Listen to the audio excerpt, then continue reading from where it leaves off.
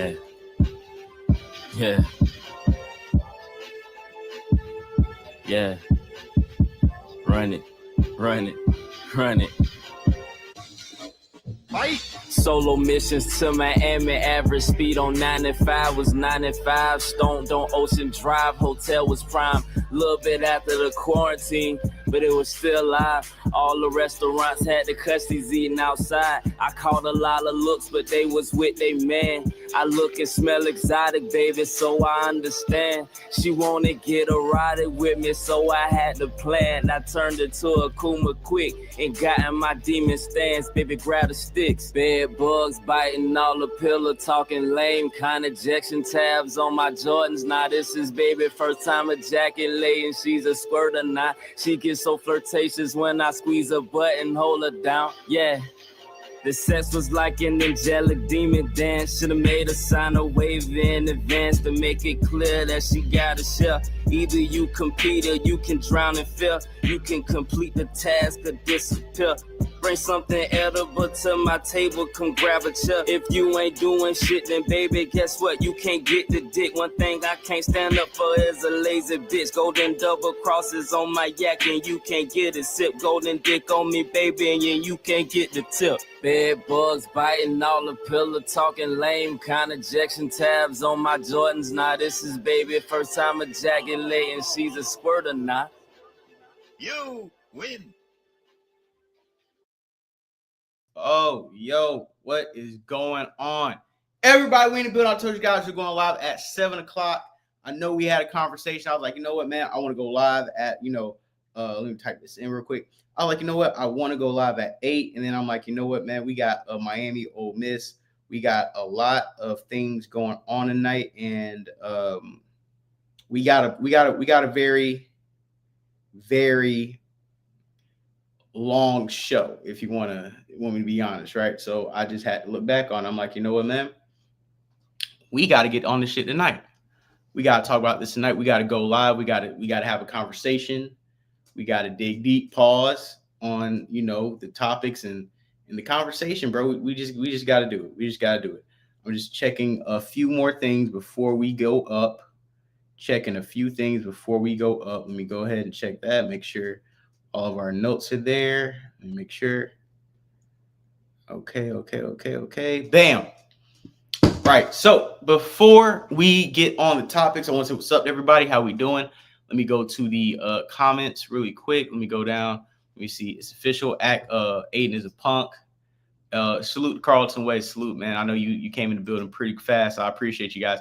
Some of you guys, the fact that you and Mark Al came in here pretty fast, I was like, I don't think I need to wait any longer to do a show. Let's go Trevor Jackson building. I had to hit Trevor Jackson with the link, man, because I don't know if they send updates to everybody. So I just want to make sure you guys got the link. And if anybody wants to hop down and join the conversation, here is the link. Bow. We are live on Twitter /X. Salute to Melanie Brown. Salute FEJ, mods and chat. Like, share it, and have an amazing 2026. And Mo Ashe Salah. Yes. So we got some topics. Let me go down and bust these down for you guys. What we were talking about today. Adin Ross got pressed. I think he got pressed, and that's what I'm going to go with by Wack 100 to donate about $100,000 to Black businesses and other businesses out in Los Angeles. We're gonna comb through that a little bit more. I think this is probably gonna be like the last day we can talk about that. J. Cole apparently might drop an album tonight. It's allegedly is not confirmed, but he might drop an album tonight. We got Jim Jones, Cameron beef going on right now. Freaky Zeke jumping in, 50 Cent jumping in. It's a lot. Dame Dash hopped on the platform and was talking about how he's getting paid, or people are getting paid to come at him. And if you come at Dame Dash, you get a corporate bag. So Charlamagne gave him Donkey of the Day. We're going to be breaking that down. Van Lathan and his co-host Rachel Lindsay were going back and forth about the Adin Ross and Doechii controversy. I think we're going to break that down too while we talk about that topic. Also, like I said, we got some Sheena Arnold and Deion Cole interview I want to break down a little bit.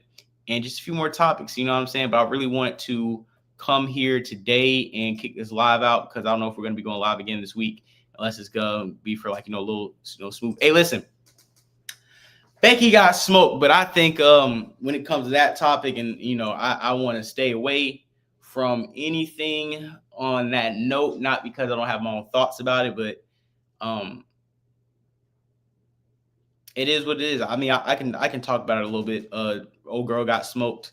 I really do believe that we're gonna see what the white right is going to do and the left. People are gonna riot, or are they gonna pack ICE up? Like what's really happening?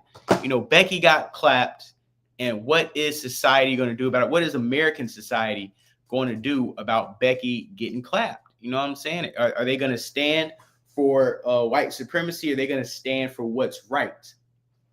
And I think that is a conversation we should be having this evening. And I hope that I'm not going to have it, but if somebody else will have it, or someone wants to call in, we can talk about it. But I'm gonna pretty much chill and back away from that. Not that I'm scared or anything, but I got my own opinions, and I don't know if it's going to be how can I say this? I don't know if I'm going to be politically correct. Now I don't want to get banned. I don't want nothing to happen to my profile. So we're just going to chill out. ICE jumped the gun a little bit, though, no pun intended. Yeah, I think ICE was dead ass wrong, but you know what I'm saying? Niggas get clapped every day, B. Niggas get clapped every day. And you ain't gonna see me out here, hooting, hollering, and crying about it. It is what it is. Exactly. That's a topic that can get channel taken down.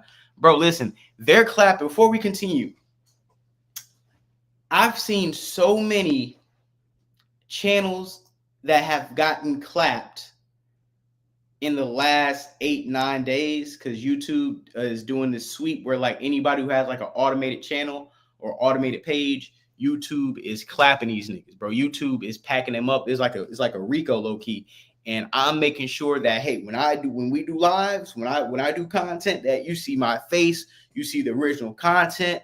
Anything we're doing, like I said, fair use. We're covering news, we're covering topics, and you're gonna see me covering the news and topics. I'll be playing regurgitated videos, but for the most part, YouTube wants original content. They're not budging, they're not folding, they're not breaking. So I want to make sure that my channel is safe from that. I had a goofy try to bot. This is crazy. This is what I'm saying. YouTube, you got to make sure. I had a goofy that tried to bot one of my videos in the middle of the night that got like 5,000 views in an hour, and that was weird. And then after she did that, or after they did that, they tried to get the video taken down, which was weird. So I appealed it. Went through some YouTube stuff on the back end, and hopefully we can figure all that out. But my bottom line is, let me see. Yeah. Somebody, I ain't gonna say the name because the person's a fucking whack job. But like I said, you can't take down my page when we doing authentic, real content. And like I said, I'm staying away from topics that can get clapped. Just like last week, somebody said something about small hats, and I was like, hey, salute to small hats, because we trying to get paid over here. The channel is monetized also, so if anybody wants to, Cash App, Super Chat, anything of that nature, $ Florida Boy J. Matter of fact, while I'm talking, let me make sure while I'm talking that we turn the monetization on for this channel. So let me manage videos real quick, because like I said, bro, we trying to get this cheddar for 2026. Yep. All right, we monetized. So like I said, if anybody wants to donate or Cash App, put what's on your heart, feel free, because we are live on YouTube and we are monetized. A lot of niggas is trying to get monetized on YouTube, and just because you got monetized don't mean you're getting paid off the rip. It just means you can get paid. Doesn't mean they gonna cash you a check just because you get monetized. So without further ado, let's get on these top. Let me see. Yeah, they see 5K views from Thailand. They get suspicious. That's what I'm saying. I was about to report whoever, did that shit, man. I'm like, hey, dog, like, because I don't need you two trying to, do a clean sweep. So let's go ahead and get this cracking, right? Let's go ahead and get this cracking. Salute everybody. Bow. Let me go ahead and extend that. Share this tab. Bow. And let me put this on the screen for you guys. Hit the like button. Make sure to like reflect the viewers. You squashed the situation with Adin Ross and TDE a little bit. Well, you kind of had to step in. A lot of people are talking about this. I got a call from up top. Top Dog called me. So once Top Dawg called me, serious, yeah. Yeah, once Top Dawg called me because he knew I had some type of relationship with Adin one way or another. So when he called me, I just texted Adin. I said, bro, I got a call from up top. Respectfully, let's ease up off of her. He said, okay, no problem. And that was it. Now here goes the thing. There's where the clout chasing kicks in at. Adin ain't said shit since that day, been for 5 days. All the talk is still from the so-called street dudes, rappers. Why? Because they want Adin to engage. Right. You notice he hasn't been arrested. Adin. If you want to beat them, don't respond. Actually, Adin is, keep it real, he's filled out paperwork to come donate to 100 grand to a lot of the black small businesses in the ghetto since then. So he felt a way about it, like, yo, I got to make this right, kind of. No, that had nothing to do with it. That's just something he wanted to do. I believe Adin took whatever she said in her song, whatever it was. I think he took it like she was talking to him. Right, because he's like the face. You get what I'm saying? Okay. And I think he responded. And you know, at some point, whatever it was, maybe she didn't like what he was saying, and she just happened to be signed to the right team. How do you think about streamers like kind of piping in on a lot of stuff that, like, you know, maybe that's not even their culture? It's not even their. If it's in the blogs, they can talk about it. It's free game. See, don't put it on the streamer. The street why did you put it in the blogs? Got it. If he got a link, a streamer can talk about whatever he want to talk about. He don't have to be a gangbanger to read and listen and understand what's in front of him. He's giving his opinion. He's commentating. So people saying racist and this and that. There's nothing racist. Listen, this is a human being, right? She never said his name. So that's where he catches the flack. I got you. You see what I'm saying? Yeah. If she would have like just directly said his name, then I don't think you would be hearing nothing. But whatever the hell they got going on, I haven't been keeping up with it. You worried about his safety on the West Coast? Nah. Nobody. Listen, brother, nobody's been harmed. Doechii successful. Her career hasn't stopped. It's not going to stop. She's on a great team. And I will say this for TDE, nobody in the TDE camp is living a life of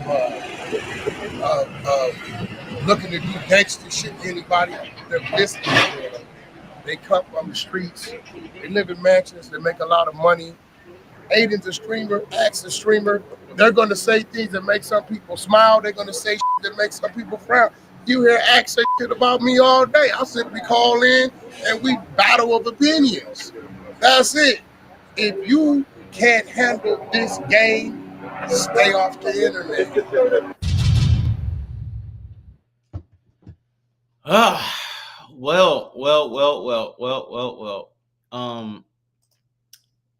We gotta let me. Okay, first of all, let's go through some of the comments.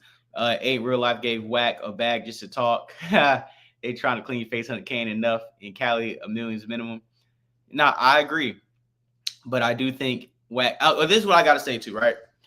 If Wack wants to, I think we're looking at Wack the wrong way. I think what Wack is doing is making sure the black artists and streamers that are going at Adin Ross understands. Like I said last time, Adin Ross, no matter what you think, he is a small hat and he has a lot of power where he could probably sabotage a lot of things that people have going on the back end.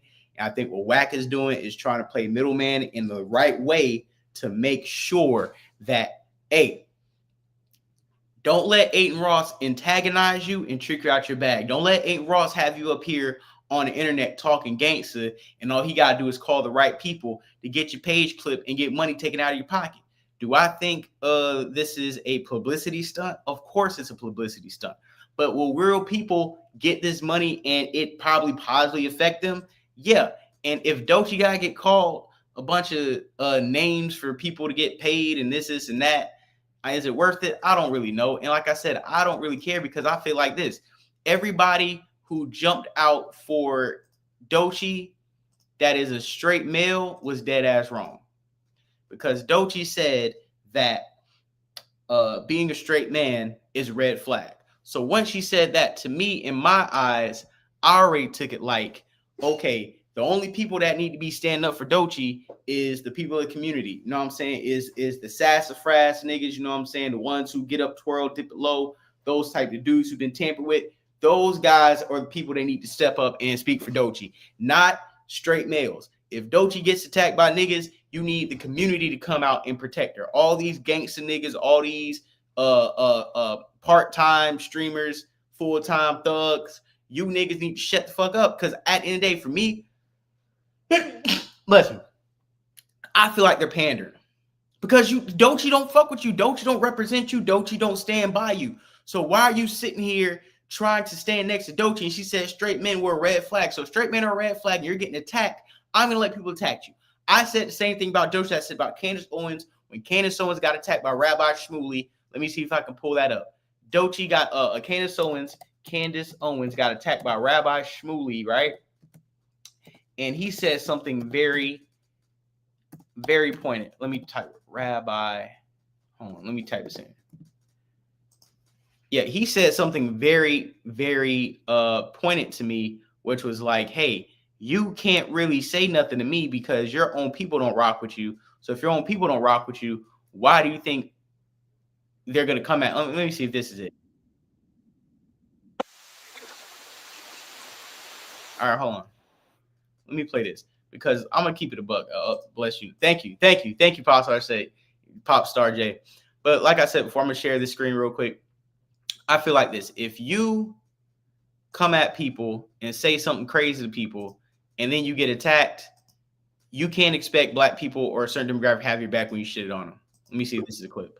Candace will get exactly the same amount of time. It's up to you, but it's an opening statement. Burn the other cheek. When Jesus said that the meek shall respond, you can. All I would know. How could you possibly say that? You are speaking to a woman who says the Jews are a ring of demonic pedophiles, and you're saying that I have no right to defend my people. You know, Pierce, you have to stop this once and for all. There was nothing at home. Things that plausibly Rabbi Shmuley, I think right is the Messiah body is what Rabbi wondering. And now beginning to stuck to policy. Can you at least just be fair and say? She's perfectly you know, entitled Pierce, to with all due respect, when one of your guests calls someone else filth, I think that you, as an English gentleman, should step in. But let me. I gotta find this clip. Give me a second. Let me see. I worked to save Michael's life. All right, I can't even find a clip. I don't know which time. Basically, point is when he came at Candace Owens, he was like, "Yo, you come at black people and you talk crazy about black people to the point where I can call you all types of bitches, hoes, and nappy-headed niggas because at the end of the day, you have ostracized yourself from black culture and black people, alienated yourself from black people to the point where they're not going to come defend you when I kick your back in. Same thing with Doechii. When you alienate yourself from black men, when you have ostracized and put black men out there like, hey, this is the group of people that I don't align with, and being a straight male is a red flag, right? You say being a straight male is a red flag. So when straight males, when people come at you, the only people who need to be protecting you is the people you align with. So that's why I said all these rappers, all these simp ass niggas coming out, oh, don't talk about Doechii, don't talk about black women. No. Nigga, shut your ass up. Like, for real, shut your ass up. Let her fight her own battles. Let her fight her own battles. At the end of the day, who are you to try to defend somebody who don't want you to defend them? It's Aiden's fault and the other artist's fault for allowing Aiden as hip hop commentator. No, because Aiden isn't a hip hop commentator. He just gets around people who are affiliated in hip hop. And when he says things, instead of them just being left on the stream, to me, people take his comments and then they take it here, take it there, and hip hop media gets triggered and they blow it up. One thing I notice about black people in the media a lot of times is that we're very reactionary and we have like an Aggie energy to where everything that happens is like we get poked and niggas want to hop out and crash out. And it's like, bro, you don't have to do that. Sometimes people are provoking you so they can get traction. Sometimes people are provoking you so they can get a reaction out of you. And when you react, they get what they want. They get what they desire. And that was attention. Another thing that I found, which is kind of crazy, is that Adin Ross has lost some sponsorships. He's lost, I think he was going to stream with an NBA player. He couldn't do that. And he was going to hop on with Drake, and he wasn't able to do that either. Going down some comments, we don't speak on toxic femininity enough.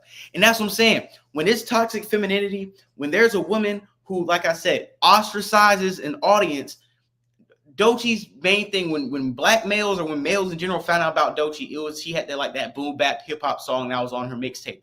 When she was like, "Oh, somebody get Top on the phone." Okay, that was a fire song, but that song being the first rollout was strategic to get people like me and people who listen to lyrics and real hip hop heads on her side about, okay, she's a dope artist. So don't do the bait and switch. One thing I really don't like is when artists and labels or just companies do the bait and switch, where they'll throw something out there to get your attention and get you to align with them. And the minute you align with them, then they pull the rug up under you and they be like, ha, I got your attention. Now I'm really representing this. And that's what Doechii did. And once I kind of seen that's what she did, I took my foot off the gas. I don't support Doechii like that. I think she could rap, but I don't like the bait and switch that she did with black men, or not even black men, just men in general, just to come out and say that straight men wear a red flag. And we have to hold her to that. You know what I'm saying? We have to hold her to that. We have to hold her to that. Going on comment, instantly had probably one bad experience with black escort. The attitude and held that in his heart forever.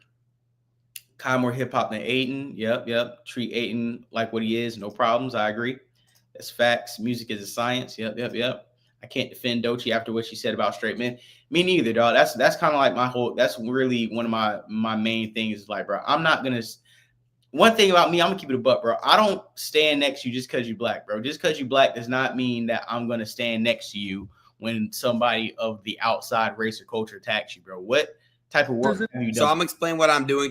Out of the blacks. And this is Adin Ross admitting that he is going to be donating money and doing, trying to do some charity work to clean up his image. Small businesses. So I'm gonna explain what I'm doing, chat, because a lot of people think I'm not doing this because I'm racist. I'm just trying to prove a point here that these people that want not just because I'm racist. Hold on. Think I'm not doing this because I'm racist.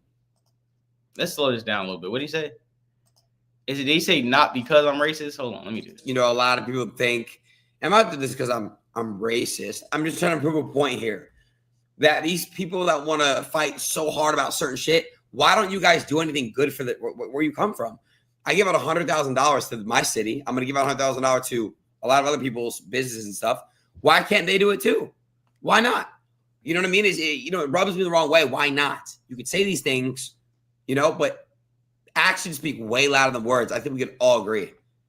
It is what it is, man. It is what it is. Out of the black small businesses. So, and if that's what he chooses to do, I don't think that's going to absolve his actions, but money is money. You know what I'm saying?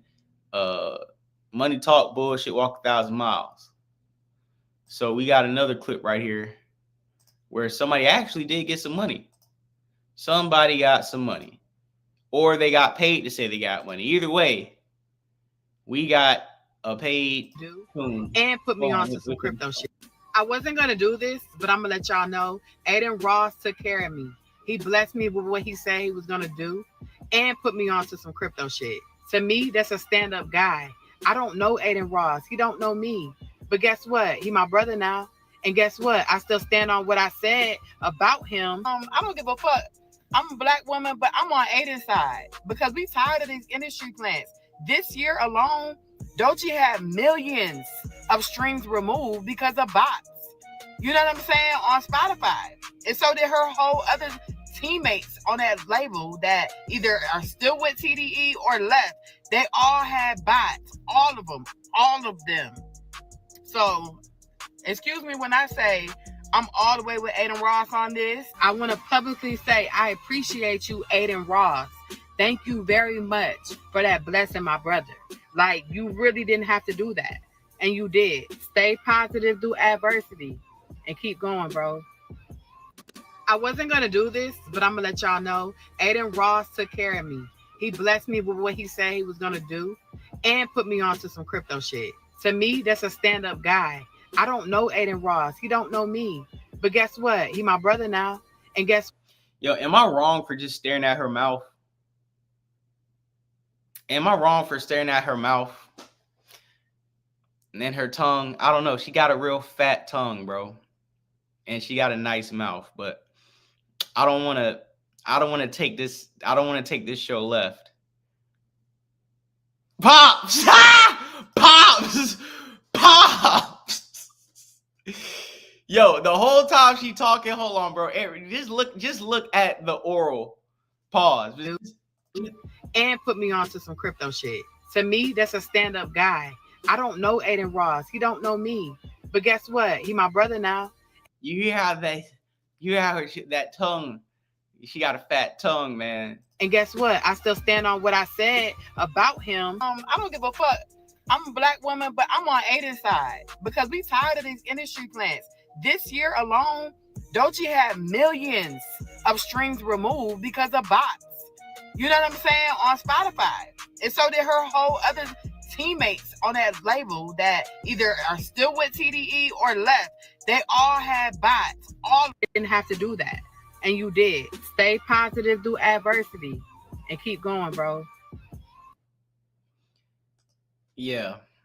She got a nice mouth, bro. I ain't even gonna cap to you, bro.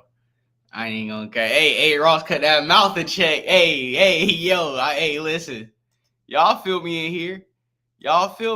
Man. She'll give you that Mercedes-Benz Superdome and season your food right, nigga. She got collards, fried fish, and spaghetti in the fridge right now. Yeah. Ain't seen that. So yeah, I gotta drop something on you. Yeah, that's what I'm saying. She eat it off the bone. Okay, she got you. She the type have you waking up 7:30 taking a jet to school. Ain't like that black good. Hey, yeah. Listen, all I'm saying is Aiden donated money to the right people so far. You know what I'm saying? So I ain't gonna say salute to Adin Ross, but salute to old girl with the fat tongue. You know what I'm saying? I'm just gonna say that, and I want to leave it at that. But salute to her. She got a mouth on her. You feel me? And we got academics. Let me see. I think he's saying low key the same thing I was saying. So hold on. Let me make sure we get this on the screen because I feel like one thing I'm gonna always give Aiden. He stick with what he said. Man, listen, dog. Old girl had that mouth on her, bro. She had that mouth. But let me stop. I really need to get focused. My bad, guys. It's the flesh. And here's Academic. I think Academic saying the same thing I was saying. Her red flag is straight men. Go let the body boy them go defend you. Me not defend you. Make the body man them defend you. Your red flags is straight men. I'm a straight man. So when you get in trouble, if I told y'all that I don't like gang members, and then you see me getting jumped by a bunch of KKK niggas, and you say, you know what? You say you don't like gang members. We're all Crips. We're walking the next way. I'll be like, I understand. I said I don't like y'all niggas. I see why y'all just walked away. Her red flag is straight men. She needs to go call the bottom on them for go defend her. Why Saucy Santana not talking about this? I checked out when she said this. Peace. Listen to her red flag.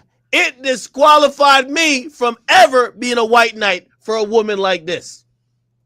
What's my nigga? I agree. That's what I'm saying, bro. That's what I'm saying. And let me go down. Let me see.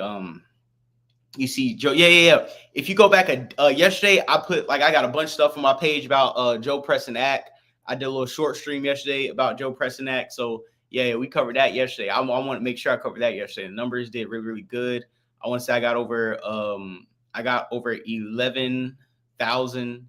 I got 11.6K views just off of yesterday alone, off the topic. So yeah, we definitely got a lot of love off that. My niece is texting me. Let me check.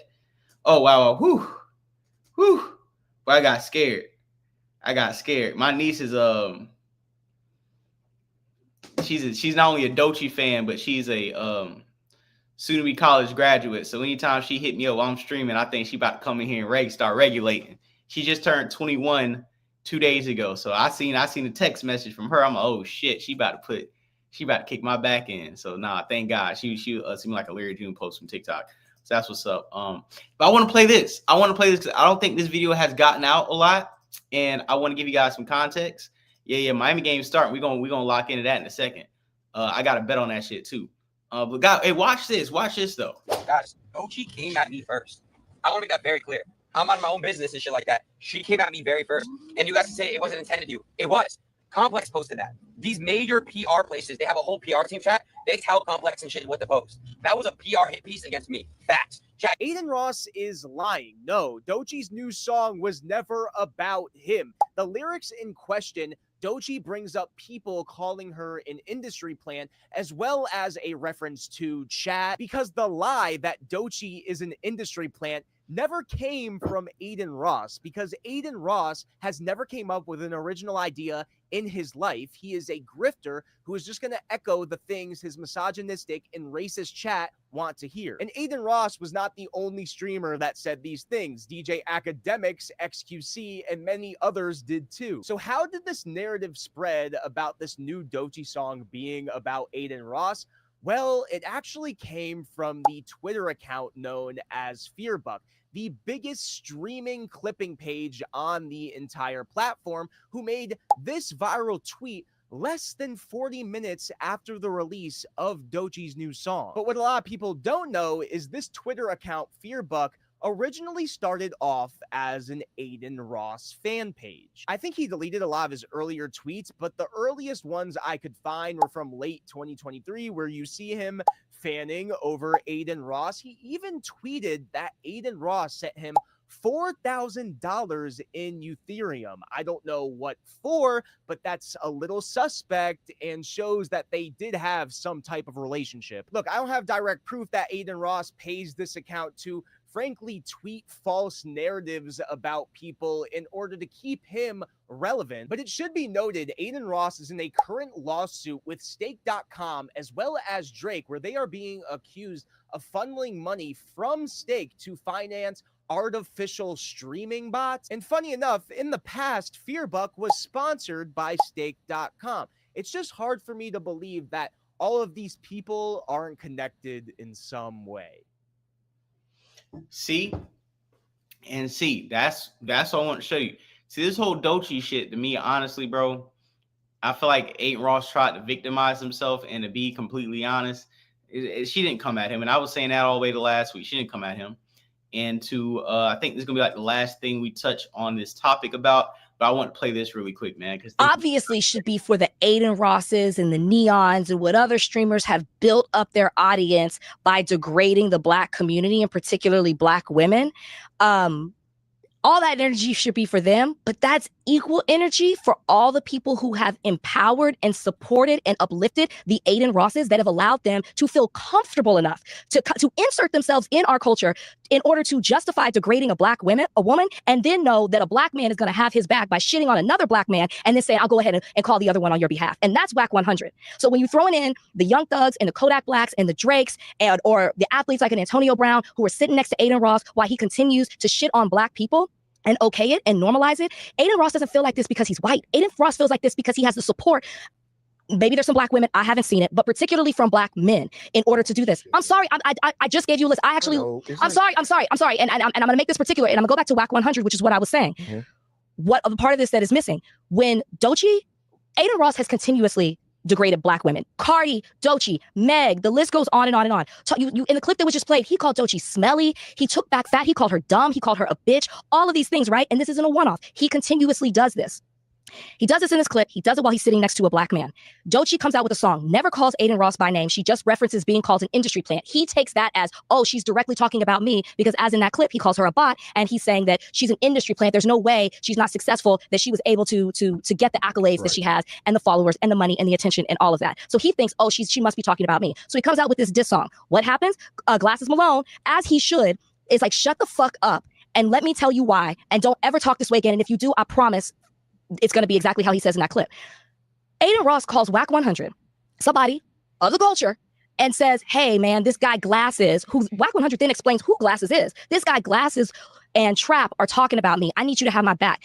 Wack 100 is like, don't fucking pay attention to Trap. He ain't nobody. Okay, so Adin Ross is laughing at him. So now I don't know anything about Trap, but he's shitting on this Black man and then allowing Adin Ross to do the same thing, which he does when he gets off the phone with Wack 100, and then he allows his audience to do it. Okay, pause. My thing is this. We can't always play identity politics with people. Like, sometimes we can't play identity politics, and we got to understand when we don't have to unify every time people are arguing with niggas, right? Like everything isn't a civil rights fight. Everything isn't like we got to band together like Voltron because somebody's coming at one black person. Like, no, let people handle their handle. Let people fight their own battles, my nigga. That's how I kind of see it. So again, he is normalizing the behavior to belittle the black community, black men, black women, then says, Glasses is family, I'll go ahead and talk to him. In no way in that conversation does Wack 100 hold Adin Ross accountable for how he's talked about Doechii. He doesn't even ask, hey, why does Glasses have a problem with you? What's the deal? In no way he takes the word of Adin over everybody else. Know it. So whether it's a black man, a black woman. That's going to do that, right? Because a black man that is standing up for black women. It is. There's a black man that is standing up for black women. There's a black man, and I would say a black man that a lot of other times we ain't got no use for it. Not pure enough for us. Not perfect enough for us. Don't work for us. Got too many bad opinions. But when you need somebody to go in somebody's mouth over something, that's the type of nigga you're going to call. That's the kind of guy that's going to do that, right? Because a lot of your other suit-wearing guys not going to do that. There's a black man that's standing up for a black woman. We are having this conversation because a black man said enough. Now, if we want to have another conversation where we talk about all of the insufficiencies and the weaknesses that exist in black men, that is completely okay. I was not going to discuss that without talking about the fact that part of the reason why Adin Ross feels so comfortable doing that is because it's been codified by some black men. You can't have a conversation without talking about that. But right now, to me, the conversation with Wack, that didn't even work. It's like there are a lot of ways and places that you could criticize Wack. In this situation, Wack picked up the phone. I talked to Glasses. It didn't even go that way. That's not even what happened. Glasses and Wack had a conversation. Wack wasn't even on it like that. I have no connection to Wack. Don't know Wack like that at all. No, in no way, shape, or form. Like in no way, shape, or form. In no way. I'm not about to defend nobody that I'm not defending him in any type of way. I'm not defending any of the guys that are alongside Adin Ross. If we want to have a conversation about black men and about the way we treat black women, like I said before, I'm here for it. The conversation right now is about this white boy that called this woman a smelly bitch. You can't talk. And to me, what we end up doing in perpetuity, and I got to be honest with the audience, man. I have to be honest with you guys. In the past, I haven't. I'm sick and fucking tired of being a cultural whipping boy. What? Every single fucking time. I do not. Why on earth would you put yourself in the same? I'm talking about a particular. No, you're not all the same. You're not all the same. In this situation right here, it is a black man that is coming to the defense. Two things can be true. Glasses. Two things can be true. Two things can be true. Glasses is not. I literally just up Glasses. I literally just said every single word he said. Both things can be true. You spent a lot more time talking about the black man that because you have to talk about why Adin. Why you have to talk about why is Glasses talking about this? Who is Glasses talking about? Why is he talking about this person? Why does this person like this? The fact that you are even putting yourself in a bucket, I'm not generalizing black men, I'm talking about a particular type of black man. Right. You have to be able to separate it. If you were talking about a particular type, I'm not saying you're say it, finish the sentence. If you were talking about a particular type of black woman, I wouldn't necessarily, I don't think that I'm like that. The fact that you're turning this into a black man, black woman thing, you can't talk about Adin Ross without talking about that he has been empowered by a particular group of black men. That ain't you. Okay. I like what Van Lathan is doing.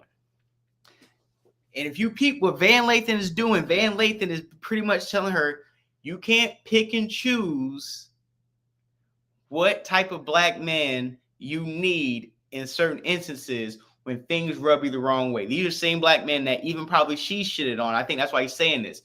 And you can't turn this into an identity politic issue. Because like I said, like Ack said, like a lot of you guys in the chat said, this is more of a gender issue than a racial issue.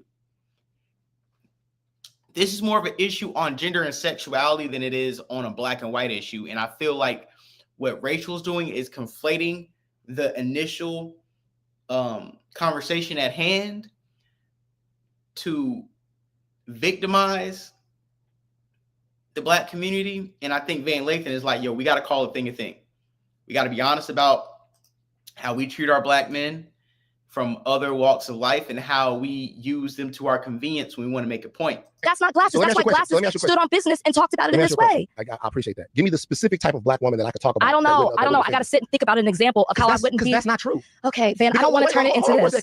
I'm just going to let you talk. Because that's not true. What you just said, give me the specific type of black woman that I can hold up to criticism and say black woman. Okay, I'm not a black woman. Okay, well, we talked about it on this podcast. I'm not a black woman who's going to glorify. And that's another thing. And I think also Van saying is like, yo, everybody is susceptible to criticism. And just because you are a black woman does not mean you cannot be criticized by any and everybody. Nobody should be off limits from criticism. Nobody should be a protected class from criticism. You can't get mad at the small hats when you can't criticize them. But then you say, oh, we can't criticize the community. We can't criticize women. We can't criticize black women. Like, no, everybody can get the smoke. everybody can get the smoke, and we're not going to play the liberal game where certain people are off limits, because certain people aren't off limits, especially when they go out of their way to disrespect or alienate a certain group of people. There are black women who do that. And if you said that, I wouldn't say you're talking about me, because I know that's not me. But you know what though? I wouldn't do that. So the reality, we wouldn't be having a topic, and you wouldn't say that there are black women who do this. We literally kind of hold on, wait a second. If I'm talking about a black woman that holds up whiteness, I'm saying Candace Owens, and I'm saying only Candace Owens, right? Let me finish this. I'm saying, and I apologize to the listeners for cutting Rachel off.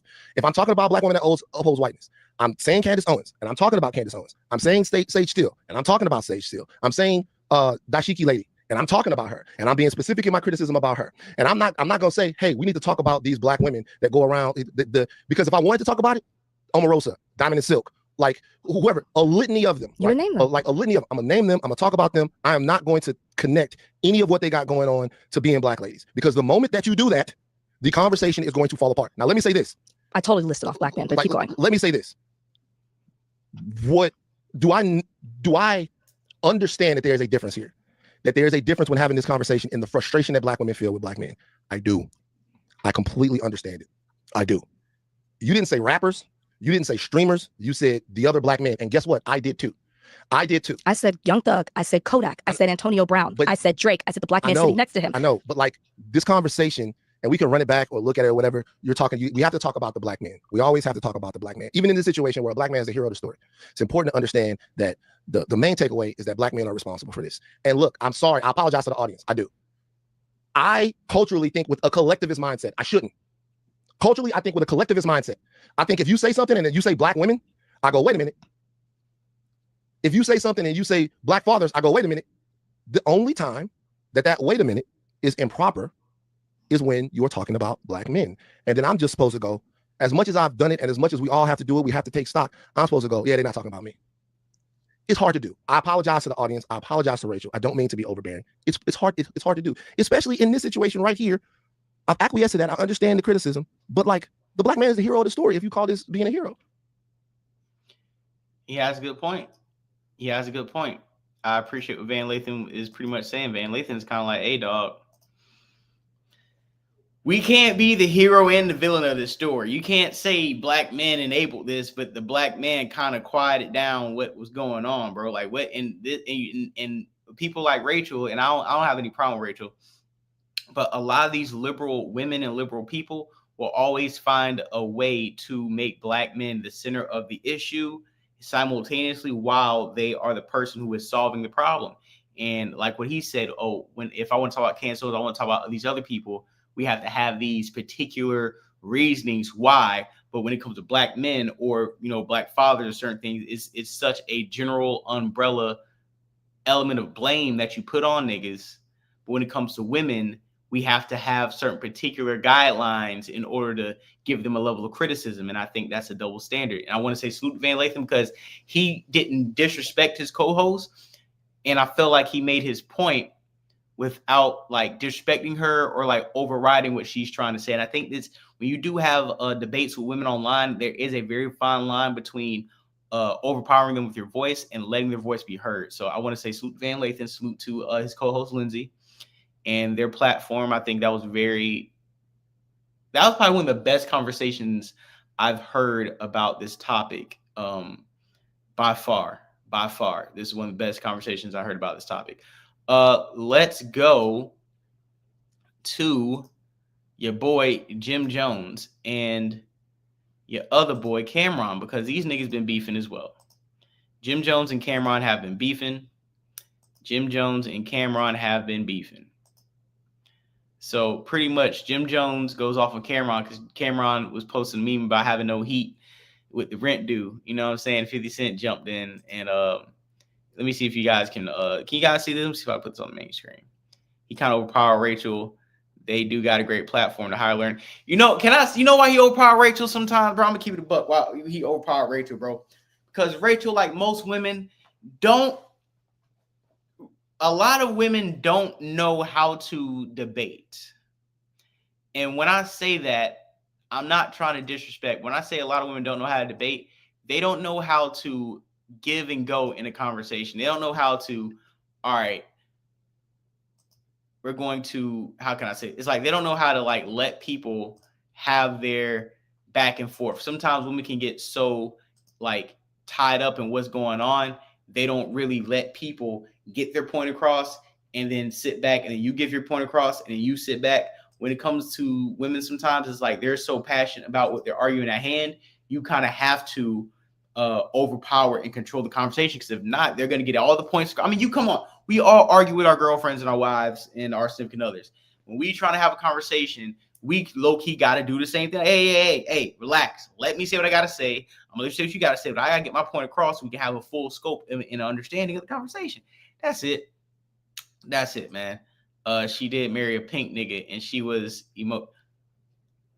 Rachel got a white man. Trevor, Rachel got a white man. We throwing everything she just had to say out, bro. If Rachel got a white man, we got to throw everything out about what the fuck I just said, bro. I'm sorry. If she got a white man, we got to say fuck it. We got to say fuck it.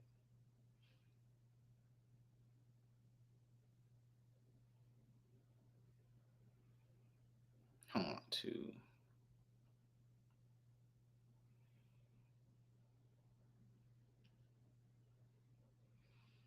Yeah, so yeah, Rachel, like I said, I like her. I think she cool, but we not doing that. We not doing that today, bro. We not doing that. And he divorced her. Oh nah, nah, dog. Rachel, you gotta pack. We packing Rachel up. I'm sorry.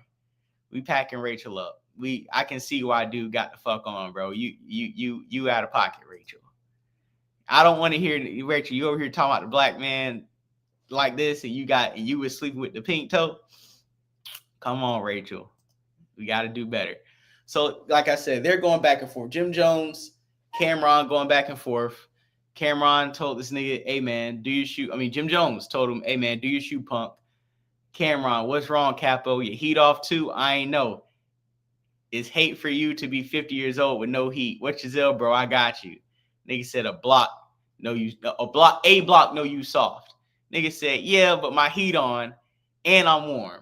You 50 years old, tough and cold, but dead ass though, Capo. Your heat off for real? That shit's funny. Freaky, you soft too. You want to play what do you, Jim Jones? You want to play pull up and let these people see how soft you are, champ?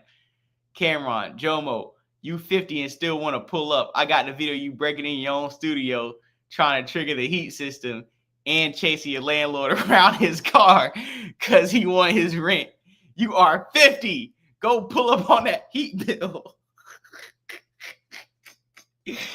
Hey, yo, man. Nigga told nigga to pull up on the heat bill. You see Freaky Zeke in the comments laughing and shit. Yeah, bro. We're not getting a Dipset reunion anytime soon. 50 was laughing at this shit, and this is what Cameron originally posted. Heard it was 7 degrees in the Bronx last night. Nigga said, how you worry about me, your heat off and your rent due? That is crazy. Your heat off and your rent due. Damn, I hope you can all chip in and get the heat back on. Yo, they wilding on it, bro. They violating. Yo, they violating, bro. They violating. Yo, come on, bro. Jim. Don't let these niggas violate you, Jim. Come on, bro. You 50 years old, bro. You can't let these niggas violate you like this, bro. That is crazy work. That is crazy work. And then we got more.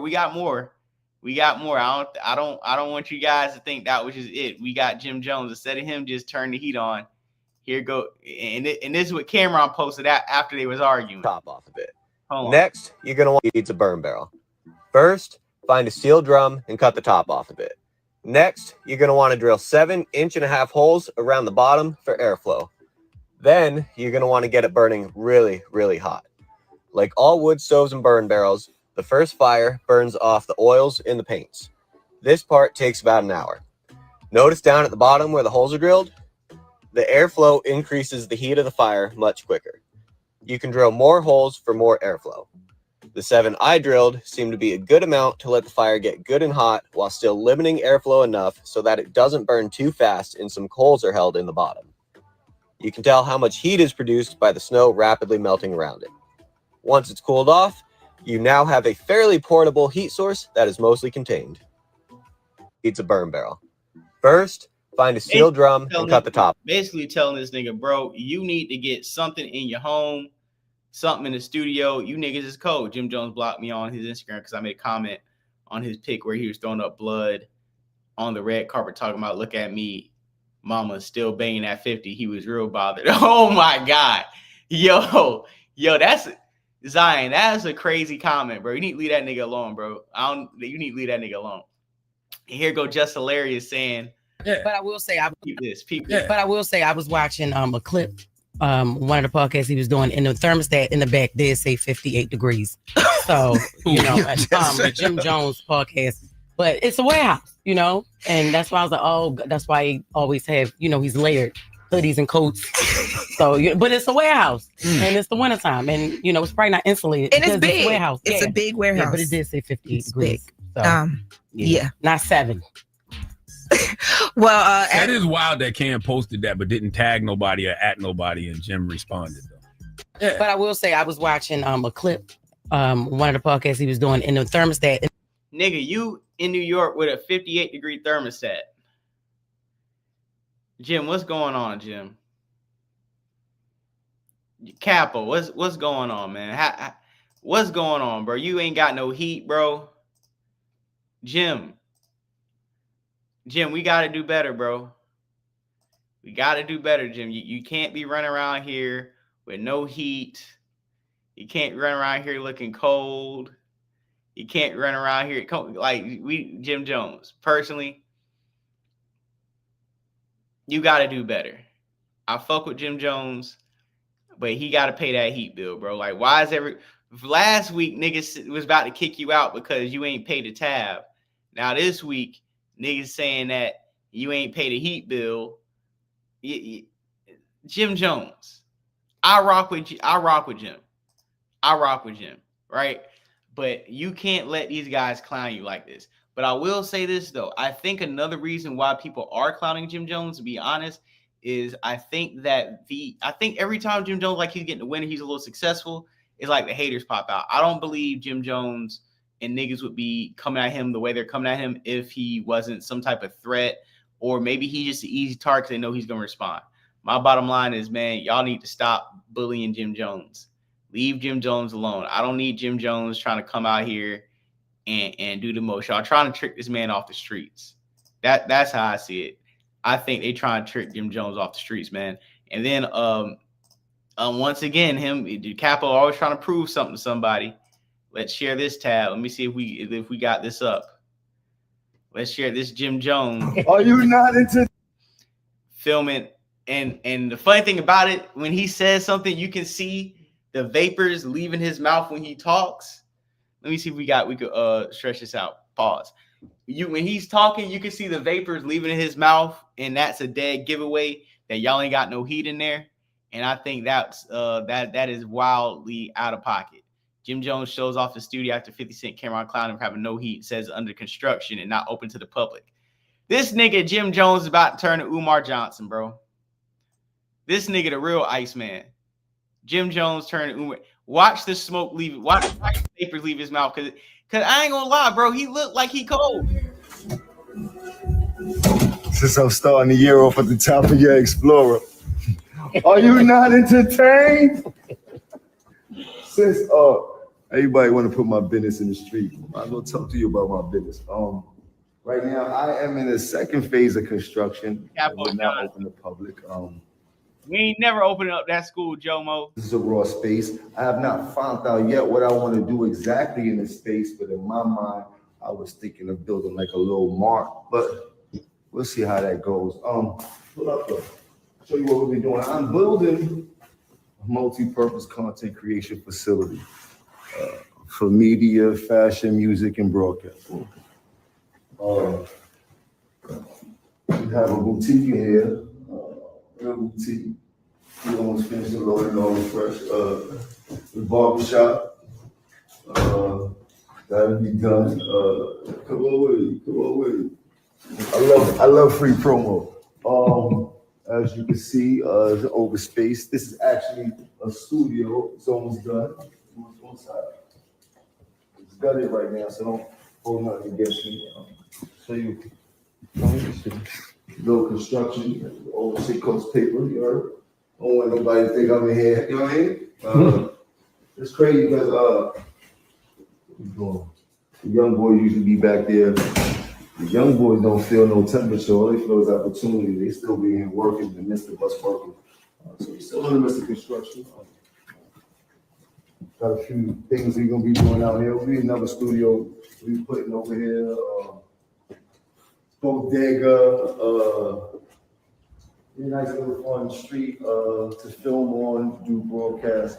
It's not even half of it. We got whole nother half to film on. But what I'm trying to say is I've been happy to be able to invest in myself and something that I know is going to help a lot of other people. I'm not building this facility for myself. Yes, it is a business move. That's why I invested in myself. But I'm building this facility for all creators and young ones that's trying to come up to be a creative or have a creative ability that they want to know how to double down on.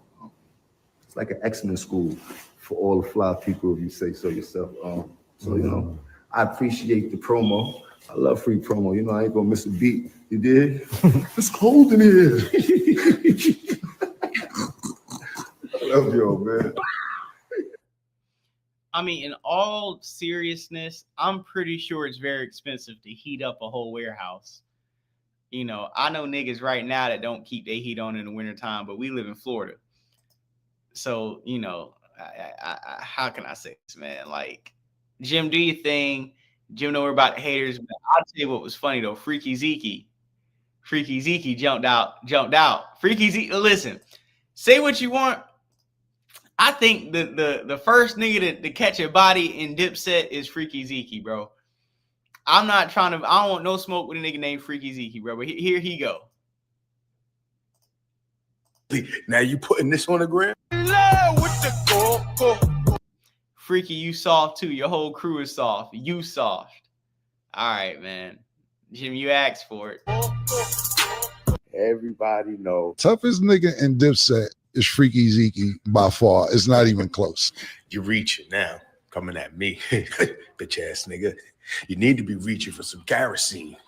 You need to be reaching for some coals. You need to be reaching for 2 rocks to strike them shits together. I ain't even mad at you, brother. I am mad at the choices you make, though. Because those are all choices of what bitch ass niggas make, nigga. You can't afford to pay your rent and your heat bill. It's warm over here. It's warm over here. You know what, Jomo? Yeah, you're acting like a Jomo-sexual. Acting like a Jomo-sexual. Calm down, nigga. Bitch ass nigga. Oh, really? Oh, really? Now you putting this on the ground? And I'm you know, I really hope these old niggas. I got another question, yo. Have y'all noticed with the music slowed down, with hip hop music slowed down, we've gotten so many old head beefs this year, just in the last like 12 months. It seems like the only people, like rappers don't even beef anymore. It be the old heads beefing.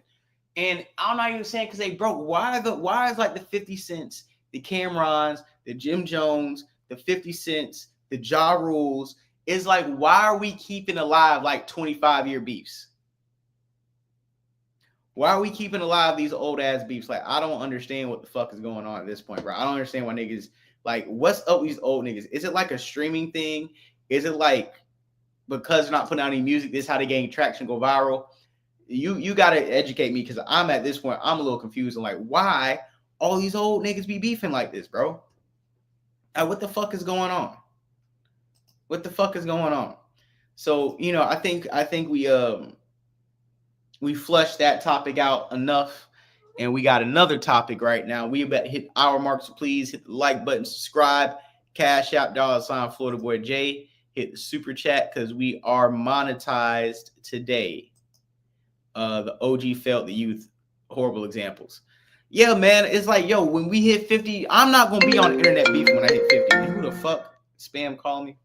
Yeah, I'm not gonna be on the internet beefing at 50, bro. I'm sorry. We're not doing that. Real man beef forever. Bro, I don't want beef at 50. I'm sorry. When I hit 50 years old, bro, listen, I'm cute a buck. I'm 32. I don't beef with niggas now. Like, if you got a problem with me, bro, you got a problem with yourself. I don't beef with nobody at this point. I think after you hit 30 years old, bro, you can't be beefing, bro. The only people you need to be beefing with is your blood pressure. At this point, I'm beefing with the gym. I'm beefing with, you know, my health.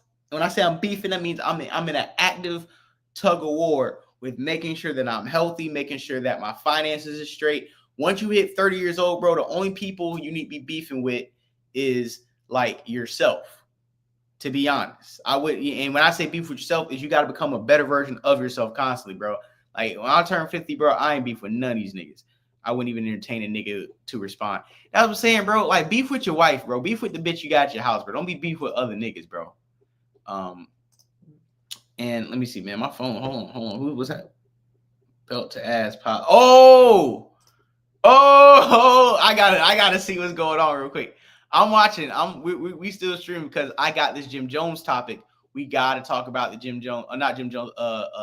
Dame Dash topic. We gotta talk about Dame Dash topic, right? We gotta talk about the Dame Dash topic.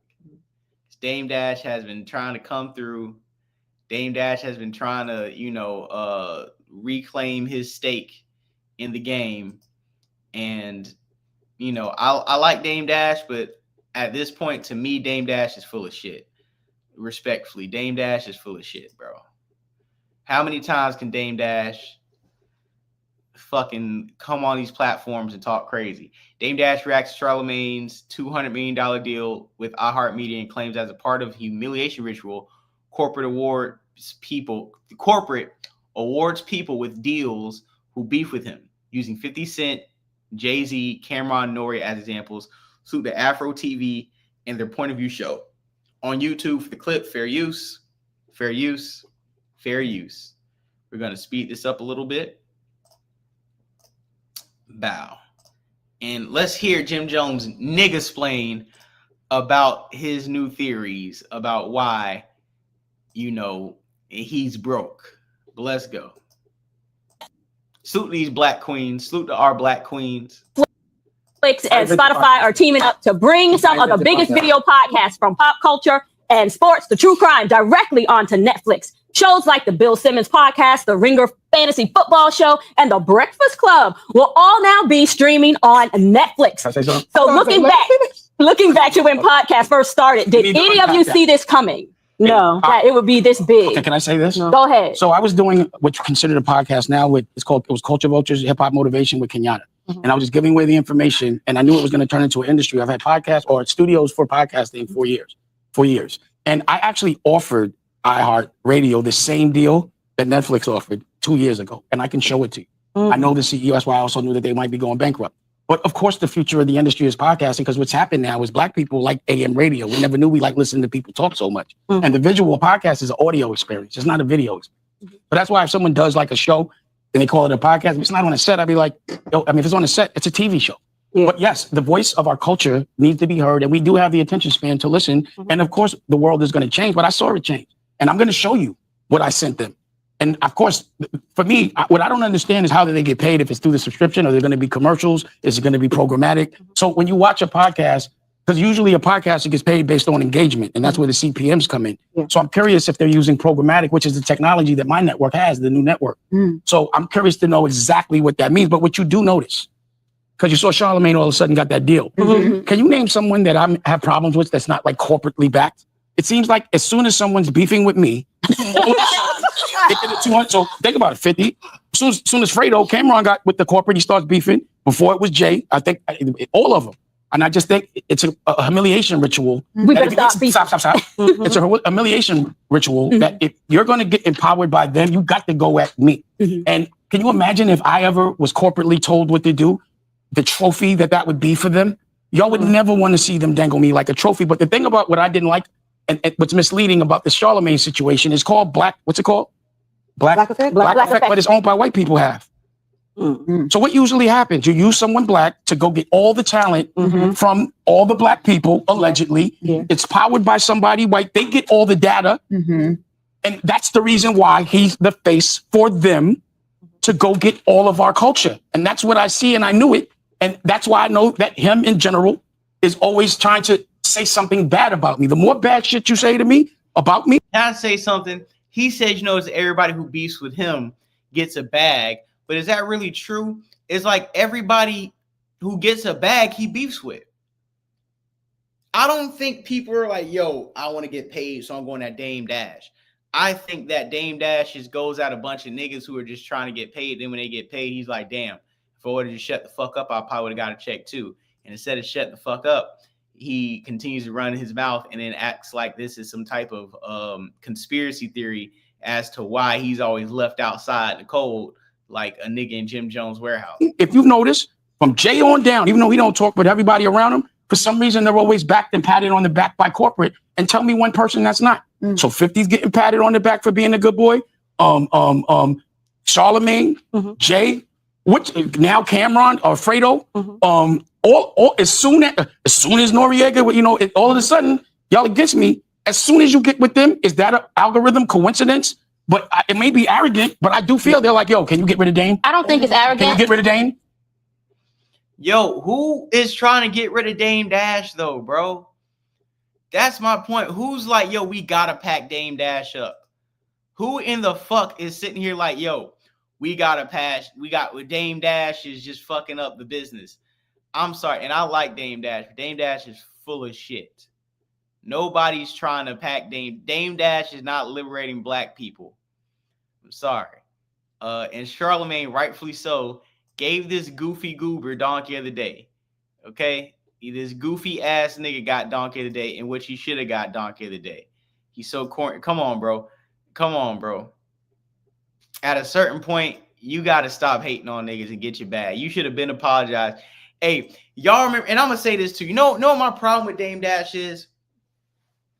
2013, he came on a Breakfast Club, was talking about ownership. His son got cookies. He called the Breakfast Club niggas workers, and I feel like that inspired the Breakfast Club niggas to, DJ Envy allegedly with the house stuff, Angela Yee buying properties in Detroit, Charlemagne. I think it got them all in entrepreneur spirits. And then he jumped up and said he ran with the culture vulture thing. Remember, you guys remember when Dame Dash was running with the culture vulture allegations and calling everybody who he got a problem with a culture vulture. I was like, all right, cool, do your thing. If these niggas are culture vultures, then I guess they're culture vultures. Like, I'm not gonna sit up here and let's turn this shit to HD. Set output to and blah, blah, blah, blah. Let me see this. Yeah. But basically he called all these guys culture vultures and everything. And I remember that, and that was cool. But then you left Kenyatta out in the cold when you're doing the culture vulture books and you're doing like your entrepreneur tour. I remember the first Rock Nation brunch happened and everybody but Dame Dash got invited. And then like the same night, Dame Dash was sitting in some fucking cave making a hostage video. Y'all remember when he made the hostage video apologizing to these same niggas he's talking about? And then left Kenyatta out in the cold. Once Dame Dash did that, I'm like, bro, he ain't fighting for no artist rights and he ain't fighting for independence. He's still salty. They kicked him out the car 25 years ago, bro. Folks don't even be thinking about Dame. His ego is impressive, bro. That's what I'm saying, bro. Dame Dash is like the ex who be like, yo, you only with that new person because you still mad at me. And you like, dog, I'm like 5 relationships removed from you, dog. Come on, dog. What are we doing? What are we doing, dog? Nigga said, didn't his studio just sell for $100? That's what I'm saying, bro. Niggas bought your studio for an 8 ball of coke, bro, nigga. Like, come on, bro. Nigga, your studio was worth an 1/8 of cocaine. Nigga. Come on, bro. And so this is Charlemagne rightfully giving this nigga first Donkey of the Day of 2026, man. This shit is crazy. And I just think it's a humiliation ritual that if you're going to get empowered by them, you got to go at me. What's misleading about the Charlemagne situation is called Black effect, but it's owned by white people half. So what usually happens? You use someone black to go get all the talent from all the black people, allegedly. Yeah. It's powered by somebody white. They get all the data. And that's the reason why he's the face for them to go get all of our culture. That man is delusional. Okay, the Lulu Poppington. Let me tell you something. When I hear brothers like that talk, my first thought is segregation was a great concept that was poorly executed. It should have been based on behavior, not race, because I don't want to be around none of those types of Negroes. Okay, keep all those unhealed heathens away from me. The extremely sad part of what Dame just said is that he believes it. Okay, he believes it because he's a textbook narcissist, and narcissists consistently make everything about themselves because they have an inflated sense of self-importance and a constant need for attention and validation. Dame, listen, you really think people are sitting around in corporate boardrooms plotting on ways to stop you. Nobody has to do that because Dame. That's my point. That's why just Lyrics was laughing, because it's like, my nigga Dame Dash, you aren't powerful enough to conspire against. That's what everybody's saying. Like, bro, nobody is sitting around in billion-dollar companies and saying, bro, how are we gonna stop Dame Dash from going on YouTube and talking shit? Dash's biggest obstacle will always be Dame Dash. Okay, nobody gets in Dame Dash's way more than Dame. Dame, I'm gonna promise you something right here, right now. I'm not talking about you no more. Okay, ever. All right, because I don't want to feed your ego. And when I talk about shedding, that's something I want us all to do in 2026. Don't feed people's wounded egos. Okay, stop giving excess validation and attention to people with an inflated sense of self-importance. Their ego thrives on it. Okay, that's where those manipulative, arrogant, and insecure behaviors like Dame Dash has come from. Okay, I don't want that Dash, aka Boss Baby, throwing any tantrums because of me. Okay, so that is something I will be shedding. All right, while we are. Yo, calling this nigga Det Dash and Boss Baby is fucking insane. Calling this nigga Boss Baby is fucking nuts, bro. Still in the year of the snake. I also don't understand brothers like Dame, because Dame, you got all the money with corporate America back in your day. Okay, when it was your turn, you got checks from Def Jam, you had Rockaway, you had Armadale Vodka, you had Pro Keds, you had the Rock Box, you had all kind of stuff. How come when you was getting your money from corporate America, it was all good, but every black man after you has to be getting it through some type of nefarious means and getting it because they come at you?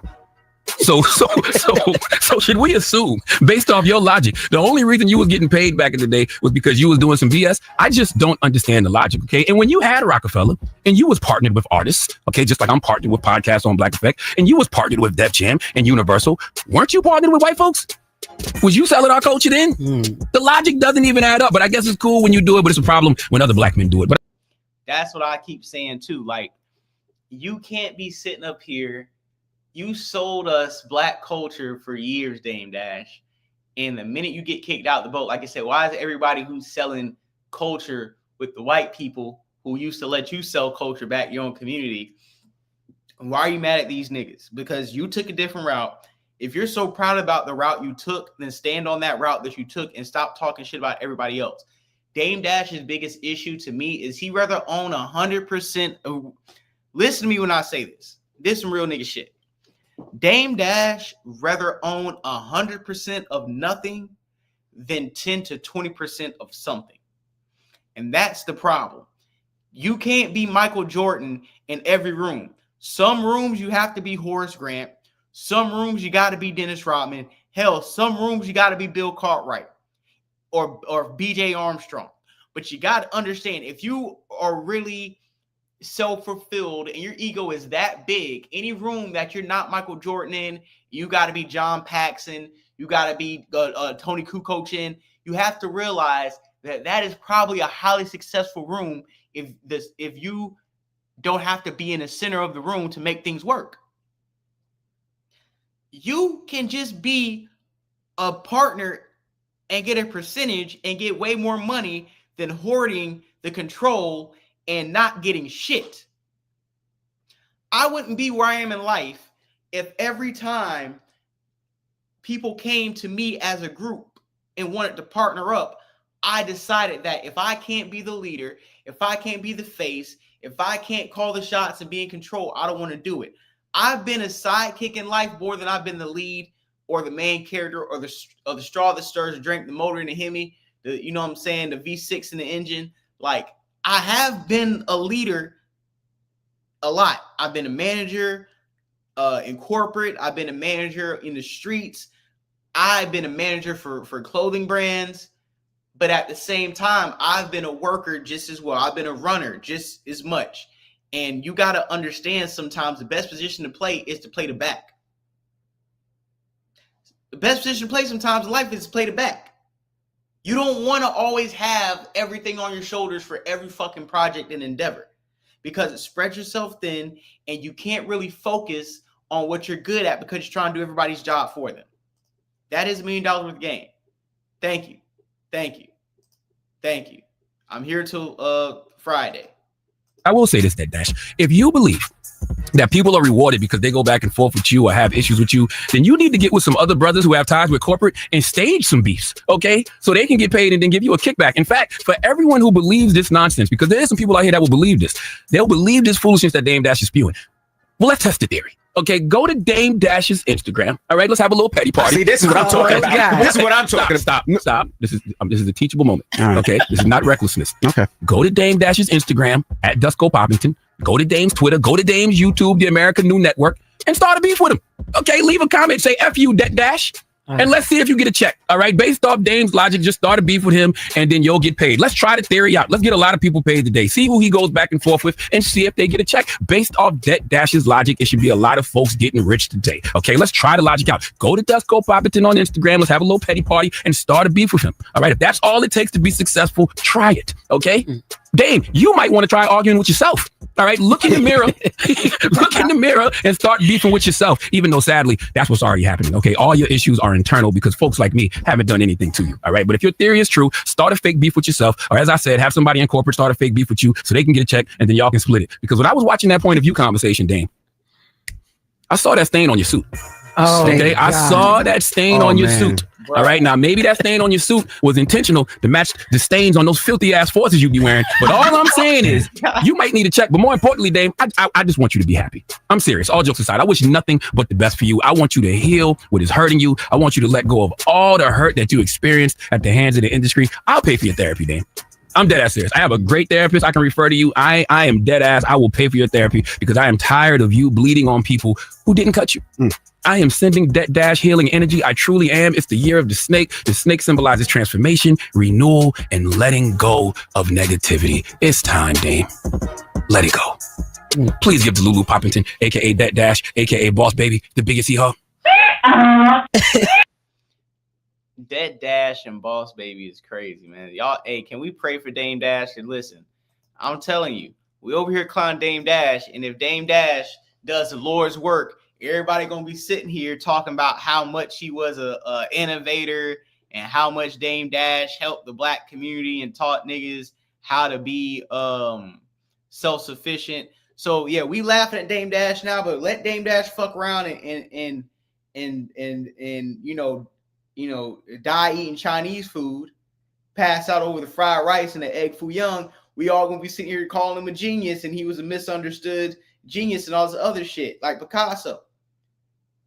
So, you know, that's all I'm saying, bro. It's all fun and games. Why don't nobody check on Dame Dash mental health? Why don't we sit around here and be like, hey, yo, maybe Dame Dash needs some help. Send him to, I think Charlamagne said, send him to a therapist. Dame Dash needs help. I think Dame Dash needs help. Somebody cut him a check. Salute to Lenny Trees, my guy, man. FBJ up 100, man. I need to be up 100 on Cash App right now. But that ain't nobody's responsibility.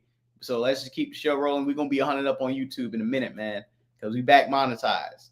It's definitely not the year of the snake. I don't know what year it is right now. I know it's 2026. If it's year of the snake, I'm isolating myself. I feel like last year's year of the snakes, there was so many goddamn motherfuckers slithering around this bitch. Dame has lived multiple lives. I fuck with Dame Dash, bro, but come on, bro. You got to do something different, Dame. If you want different, you got to be different. You got to do different. Speaking of people who aren't doing different, have y'all seen Zion Williamson, my nigga? Have y'all seen Zion Williamson? Put a one in the chat if you heard about this Zion Williamson situation and this goofy ass nigga getting ran through hoes. What is it? It's the year of high tension. Yeah, that's why I'm staying away from niggas. The closest thing niggas are getting to me is catching me on stream right now. Yeah, bro. Okay, so we got to talk about the Zion Williamson situation, and I feel like this: when you give a big fat country nigga a bag, you can't expect him to do anything other than thank you for the one in the chat, man. If you give a big fat backwood country nigga a bag, he is gonna act like a big fat country nigga with a bag. And I say that because Zion Williamson, for as much money and access he has, he keeps finding the most ran through looking women to pay and to expose him. And I really think this nigga is in the running for Simp of the Year. So, first of all, let's look at this, right?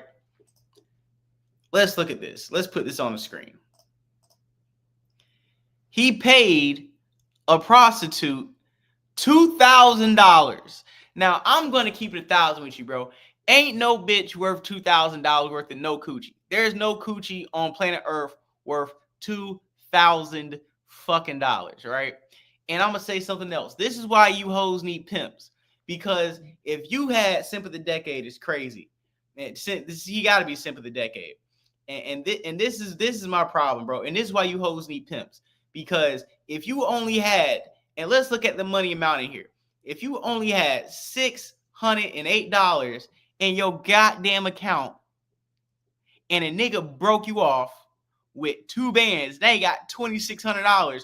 What in your right fucking mind do you think that, hey, the smartest thing for me to do is snitch on a nigga that just upped my $600 to $2,600? That's why some of you hoes need pimps. Because a pimp would have told your ass to shut the fuck up, bad back, and let the gravy train roll. We called us a sucker. We call us a big country bass who gonna spend $2,000 on $200 box. We done upcharge this nigga 1,000%. We done sold $200 box for 2 bands. Bitch, give me your phone. Matter of fact, turn your phone off. Don't turn it back on till you leave. Matter of fact, bitch, stay there an extra day. We gonna bleed this nigga dry. And this is why hoes eat pimps, because why are you posting this? You done cost yourself a bag off of clout chasing. Caught this man sleep. That's nothing like Offset, bro. One of the things you cannot be doing is sleeping around the hoes. You can't be sleeping around the hoes, man. Never fall asleep around the hoes. Never fall asleep around the hoes, bro. Never fall asleep around the hoes. Never let the hoes get on FaceTime with their homegirl. If you round some bitches you ain't supposed to be around, bro, phones gotta be up. Don't be recording me. I'm telling you from experience. I done had hoes in the crib. They over there on IG Live in the crib. I got the red light on. The hoes be taking shots. Next thing you know, the bitch lash tech was the same lash tech as my girl at the time. And the lash tech screen recorded it. Then when my girl came in, she showed the lash tech showed my girl the video, and bitch shit went upside my head very swiftly. You know what I'm saying? Another time I was chilling, I hit this one chick. She was on FaceTime with a homegirl. I had to slap the phone out of hand. Very, very messy behavior. And I learned off of those 2 occasions, we not doing this with hoes, bro. We not doing this with the hoes. We can't. This is out of pocket. This is out of pocket behavior, bro. Caught this nigga like this. And this is the bitch, bro. Can we be honest? $49.99 box, no tax. That's, come on, especially for somebody that's at his age. He's still at the age where he can nut 15 times to keep going. Man, bro, that ain't no goddamn that, bro. Hey, bro, listen, bro. Enough vitamins, push-ups, and a good diet, you can do the same thing, bro. That ain't the point, bro. Look at the bitches he's crashing out with. Like, she's all right. But you can find this. This is day shift strip club coochie right here. These a chick like this, respectfully, she ain't making it past 10:30, 11 p.m. in any reputable strip club. This is a day shift, Wednesday afternoon, 12 p.m. I'm eating hot wings and a Philly cheesesteak in the strip club.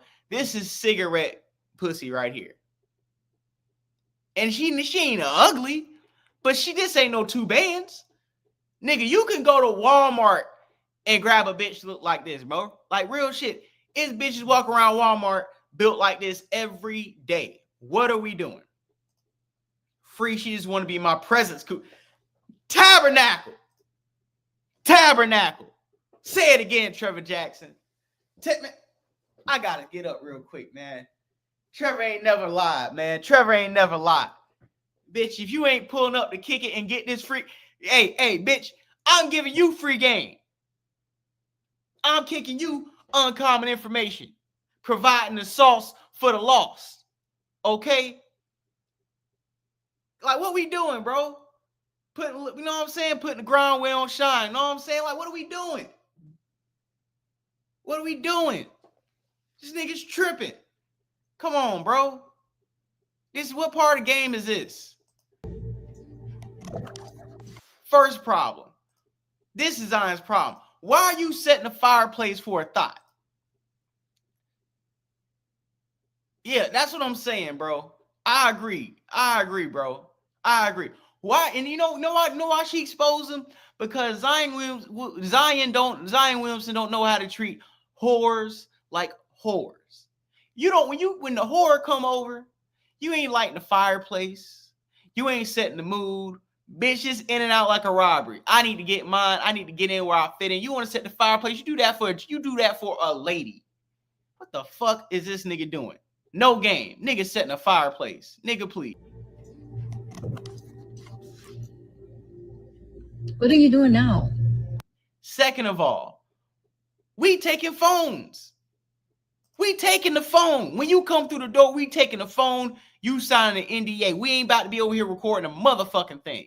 Zion never got hoes back in the day. You can tell. This is obvious. You lighting fireplaces for the thoughts. What light? Oh, is that heat though, or just light? Oh no, the real heat comes out of that. Second, what are you doing wandering around the house unsupervised?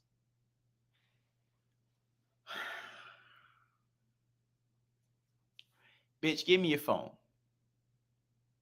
Bitch, give me your phone right now. You want to travel around the house? Here's a basketball and walk in circles. This ain't no motherfucking MTV Cribs tour.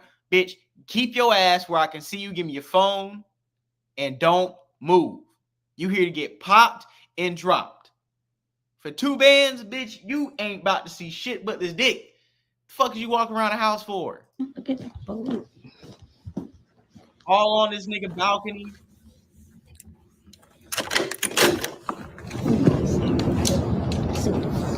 Okay. Give it boo.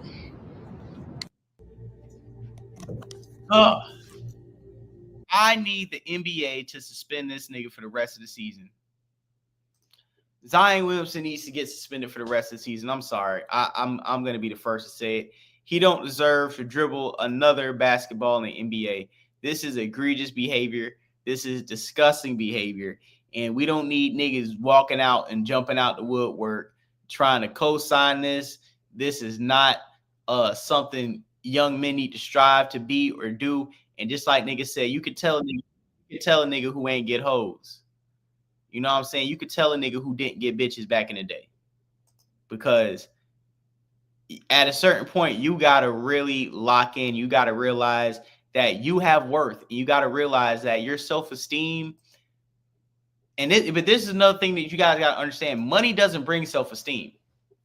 Rich Simps, thank you. Money, status, and accomplishments do not bring you any type of self-esteem boost. Your self-esteem comes from within. I've met people with a lot of money that don't move as confident as some of us without a lot of money. When I say a lot of money, I'm talking about niggas who making like 6-7 figures, niggas who can buy at the bar.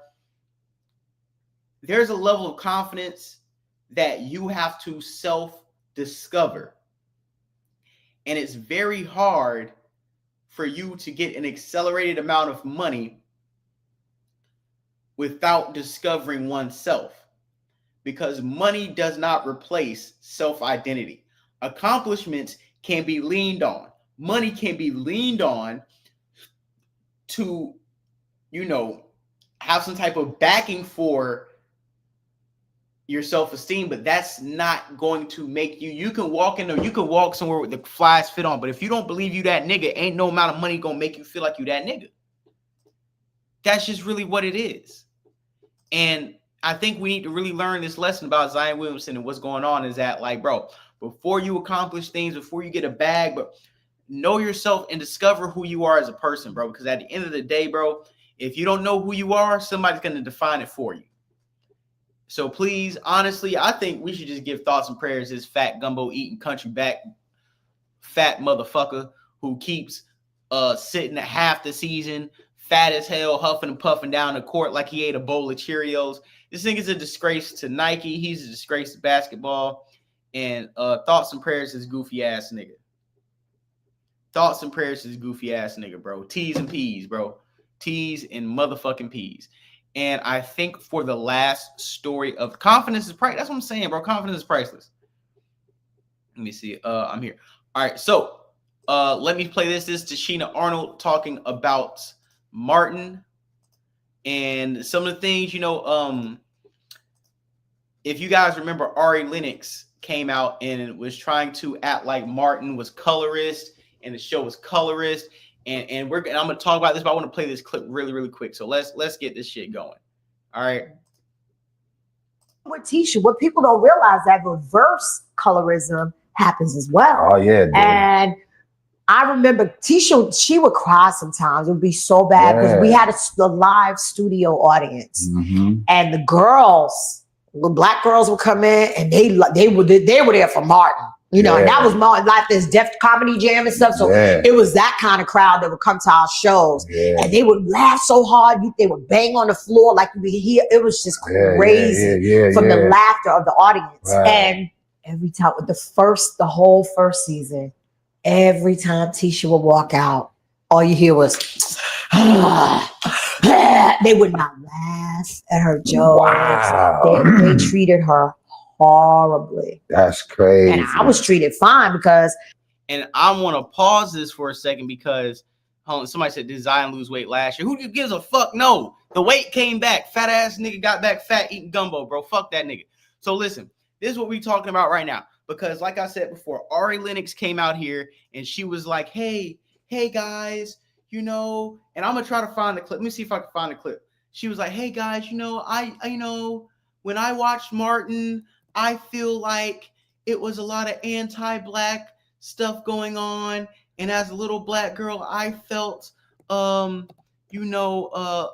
offended by what was going on the Martin show. And I don't think that it was great for black girls.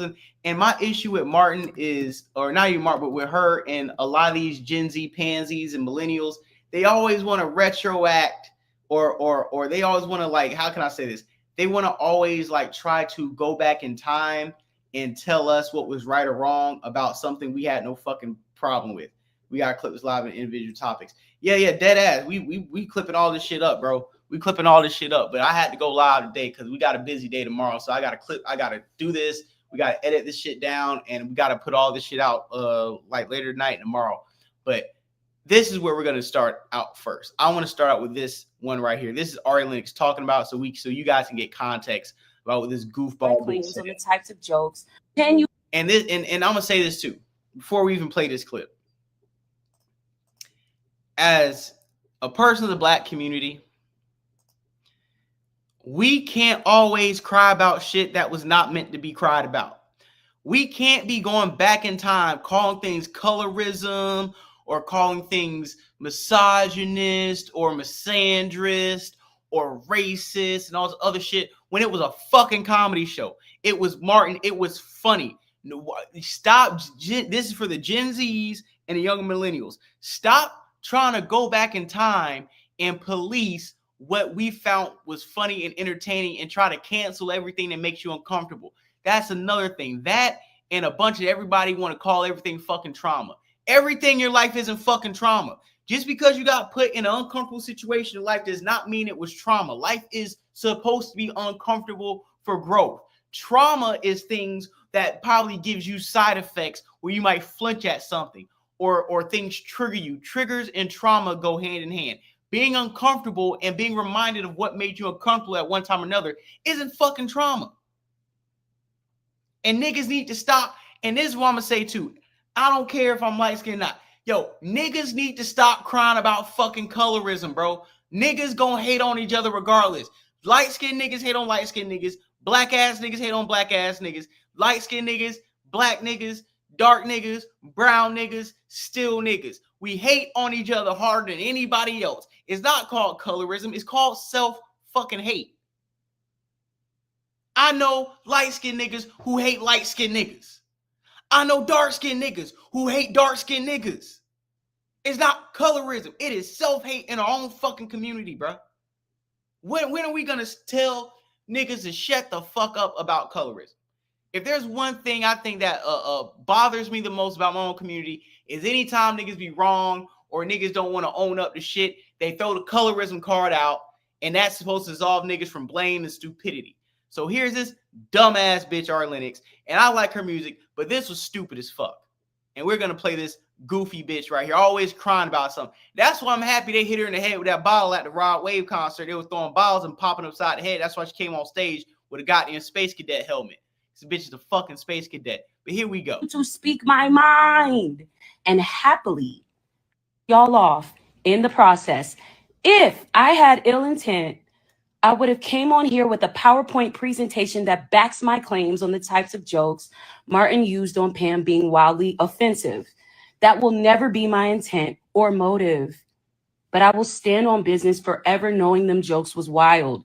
And I don't say any of this with any desire to rewrite history. Those actors and actresses are legends, and I meant no harm to them. I don't need any army of people defending me or agreeing with me. That has always been a rare occurrence for me. Matter of fact, this is the real one right here. Let me put this on the screen. Hold on. Share screen. Wow, this is the real one right here. And this is coming from a girl who loved. The thing that pissed me off about Martin was how much he would go on Pam. Like, I know, like, and this is coming from a girl who I love me a good, like, joking ass movie. And it even when the joking movie is like, damn, like, that was fucked up. Like, you know, I'm not like too woke or something is what I'm trying to say. Like, I'm honestly not, I'm problematic. I'm pretty problematic, low key. But like, if anybody starts a sentence where I'm not trying to be too woke, they're about to be too fucking woke. They about to be fucking Adderall and cocaine line woke. But my point is that there are some things where I draw the line and it just bothered me. Or like, I don't know, it's like Pam was so fucking beautiful and so fine. And I just feel like growing up as a chocolate girl, like, I don't even know if I was able to understand the greatness of Pam because of the light that I feel like I was being fed. You know what I'm saying? Like, of just like always going on Pam, always, like, that's all I remember.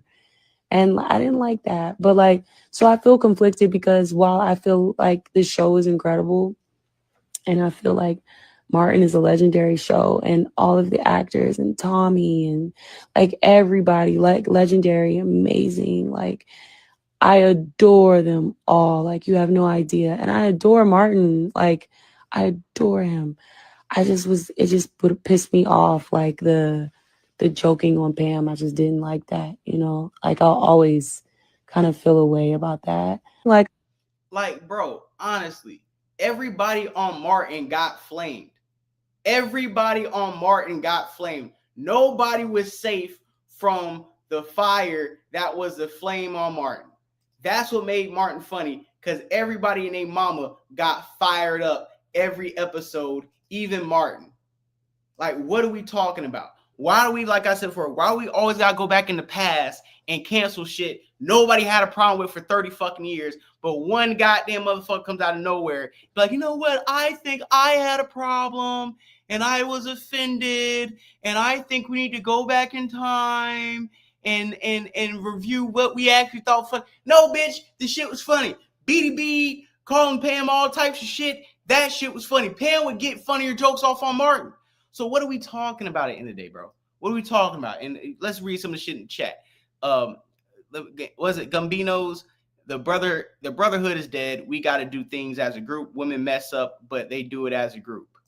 You know what I'm saying? Black content creators seem to only be able to be critical of other black people. Wonder why?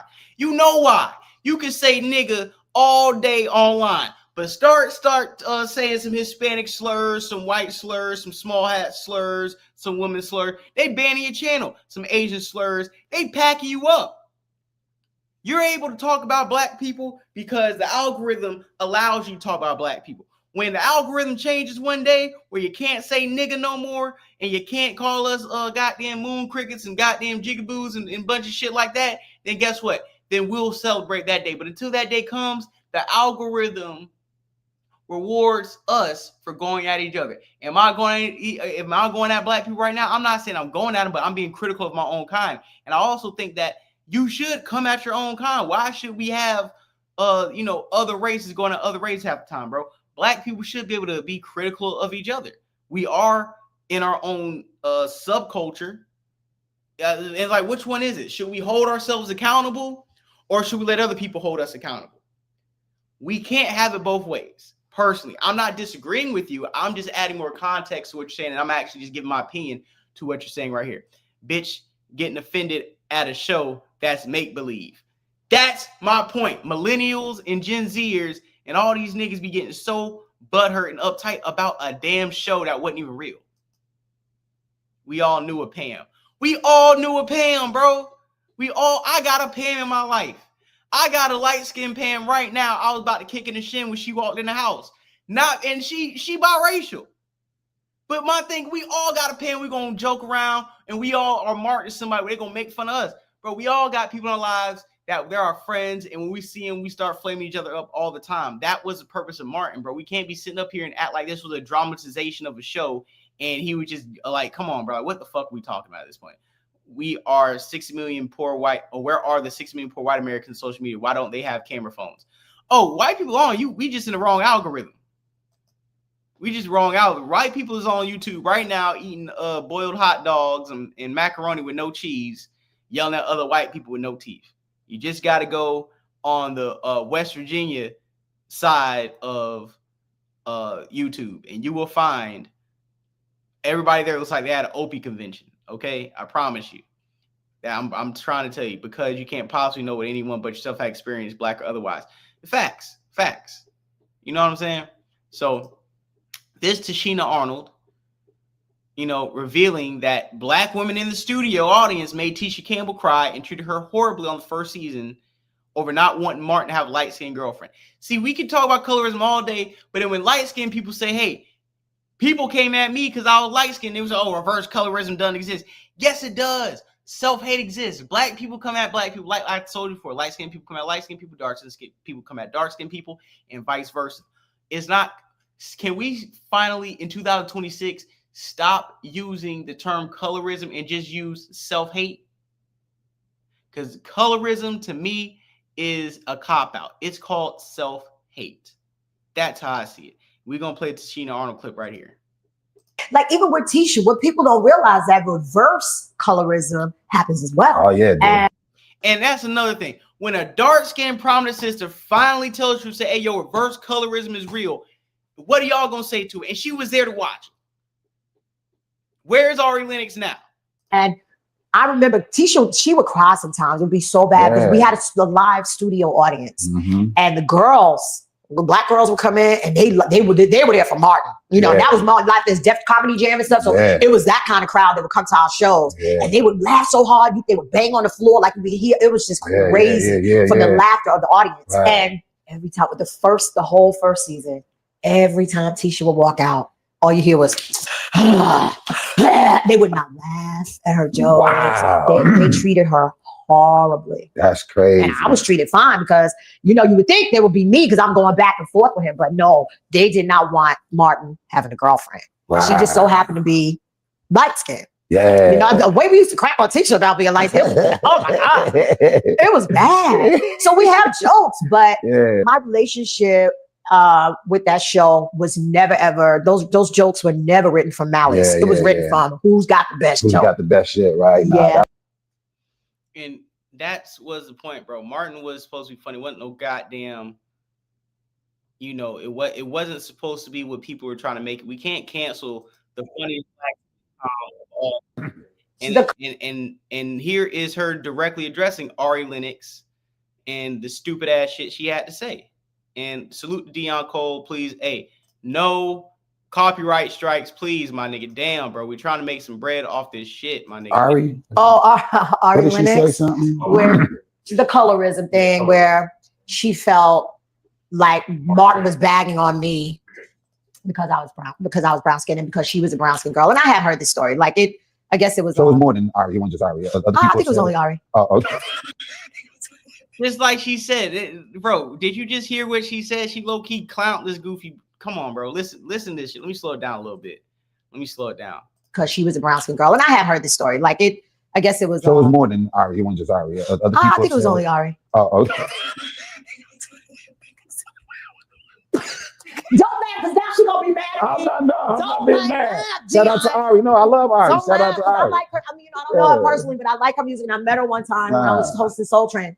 I understand completely what she said, and I get it. She did do a disclaimer saying that she is like a shit starter, I guess. Like, she does cause controversy. I get it, but we've already moved past that. Yeah. And Martin never ever. So this is a little backstory. Pam was originally for a heavyset girl, so all the jokes on my audition were fat jokes. So I'm literally auditioning, saying with fat jokes, right? They ended up changing it when I got the role, obviously, because that's when my body was banging. I was thin. I was like, yeah, what y'all doing with these jokes? Because what y'all doing with these jokes? What's happening? 'Cause I'm not getting fat. Like I'm not. Yeah, that's not gonna happen. So we need script change. So what happened was they ended up changing the jokes, but we was like when I tell you, if you were around on Martin days and on that set, all the funny really happened when those cameras weren't rolling. When I tell you we were cold, it was bad. Like the way we used to crack. So I used to be around a lot of gay men as well. So my reads and my cracks were quick.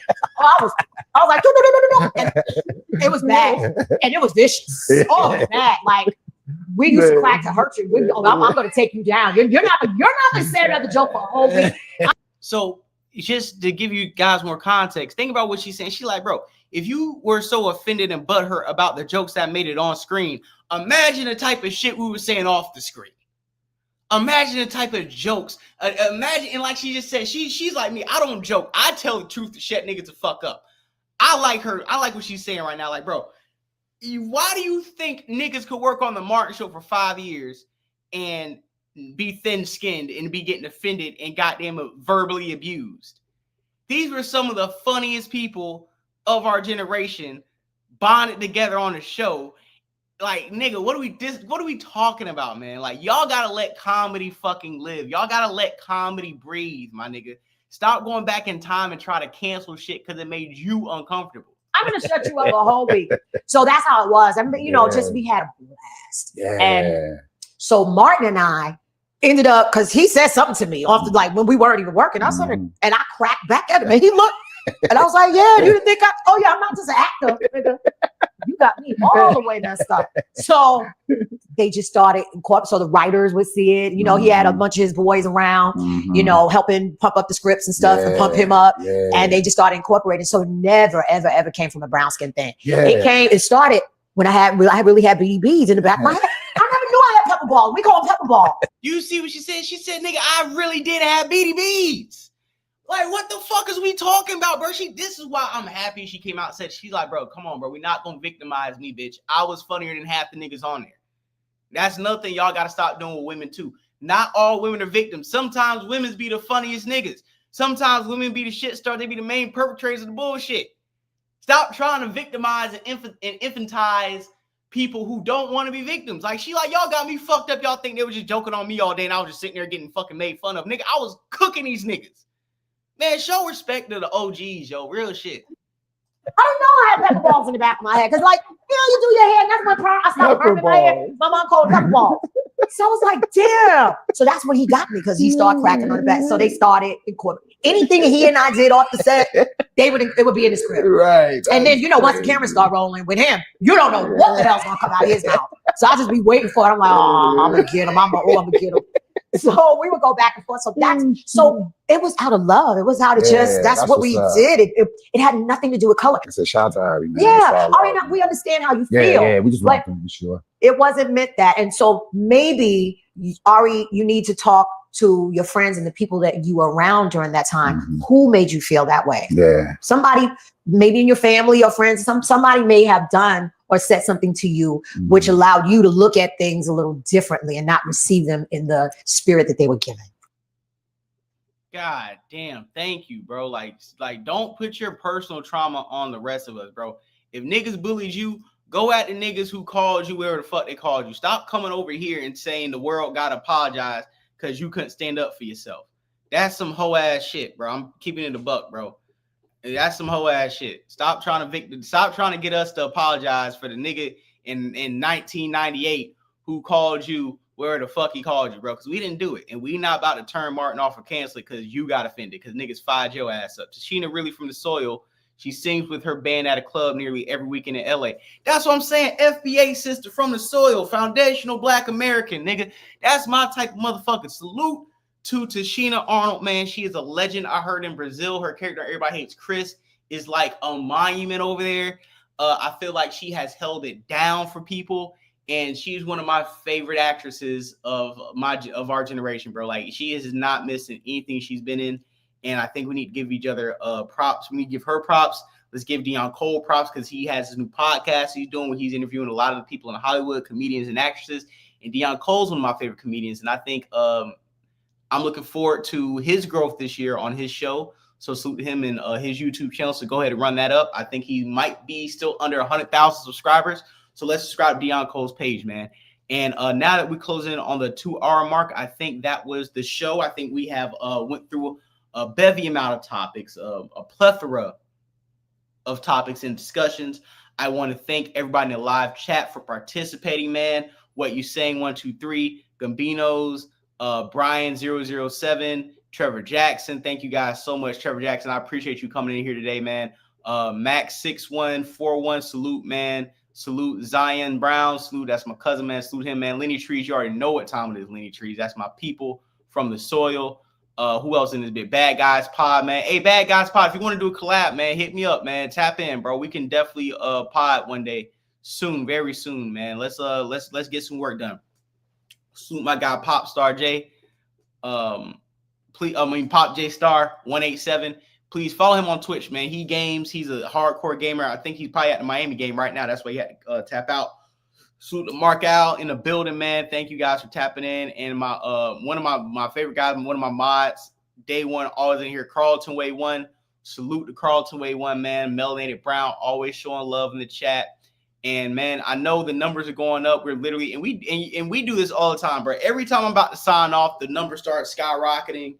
Everybody, we got 74 people in here between YouTube, Twitch, and X/Twitter. We got over 74 people in here, so please hit that like button. If you are on X, please hit the follow button. I would greatly appreciate that. If you are on Instagram, hit that, not Instagram, my bad. If you're on Twitch, please hit the follow button also. If you are on YouTube, hit that follow, like, share, and subscribe. $ Floydboy J's Cash App, man. And we are going to be out in a few seconds, but we will be taking these clips up and chopping them up immediately and putting them on Instagram, Twitch, YouTube, and X. So please expect to see today, tonight, and tomorrow a bunch of shit from this episode. We are running it up. Thank you to everybody. We're going to be going live all week, all year. We aren't slowing down. We're not. Log off. You guys be safe, drive safe. Watch out for ICE because they clapping the shit out of niggas. All right, they clapped the white lady. They turned her lights off. I heard they just clapped 2 more people in Oregon. Pay attention. You already know what you saying. 1, 2, 3. Yeah, hey man, hit me up, man. Hit me up, man. If anybody want to do a collab too, you know I'm open to do a collab, man. But like I said, bro, stay out the way, man. They clapping white folks. ICE clapping white folks. Have your freedom papers on you. Have your freedom papers on you. It's back to the 1800s. Don't get clapped by ICE trying to save white folks. All right, stay your ass in the house. Don't be trying to get clapped. If they come for somebody, if you ain't got your green card, stay your ass in the house. Don't be getting pulled over, nigga. I seen an Uber driver get pulled out, and the nigga mid-ride, the dude said, "Hey, can you take me? Do I need to go?" I said, "Nah, nigga, get out." ICE told your ass get out, man. So salute. We got DZ Redline here. Hit the like button, share, and subscribe, and we are out. Yeah. Yeah. Yeah. Run it. Run it. Run it. Fight. Solo missions to Miami, average speed on 95 was 95. Stoned on Ocean Drive, hotel was prime. Little bit after the quarantine, but it was still live. All the restaurants had the custies eating outside. I caught a lot of looks, but they was with they man. I look and smell exotic, baby, so I understand. She wanna get erotic with me, so I had to plan. I turned it to a Kuma quick and got in my demon stance. Baby, grab the sticks. Bed bugs biting all the pillow, talking lame. Kind ejection tabs on my Jordans. Now this is baby first time ejaculating. She's a squirter now. She gets so flirtatious when I squeeze a button, hold her down. Yeah. The sex was like an angelic demon dance. Should've made a sign of wave in advance to make it clear that she got a share. Either you compete or you can drown in fear. You can complete the task or disappear. Bring something edible to my table, come grab a chair. If you ain't doing shit, then baby, guess what? You can't get the dick. One thing I can't stand up for is a lazy bitch. Golden double crosses on my yak and you can't get a sip. Golden dick on me, baby, and you can't get the tip. Bed bugs biting all the pillow, talking lame. Kind ejection tabs on my Jordans. Nah, this is baby first time ejaculating. She's a squirter now. You win.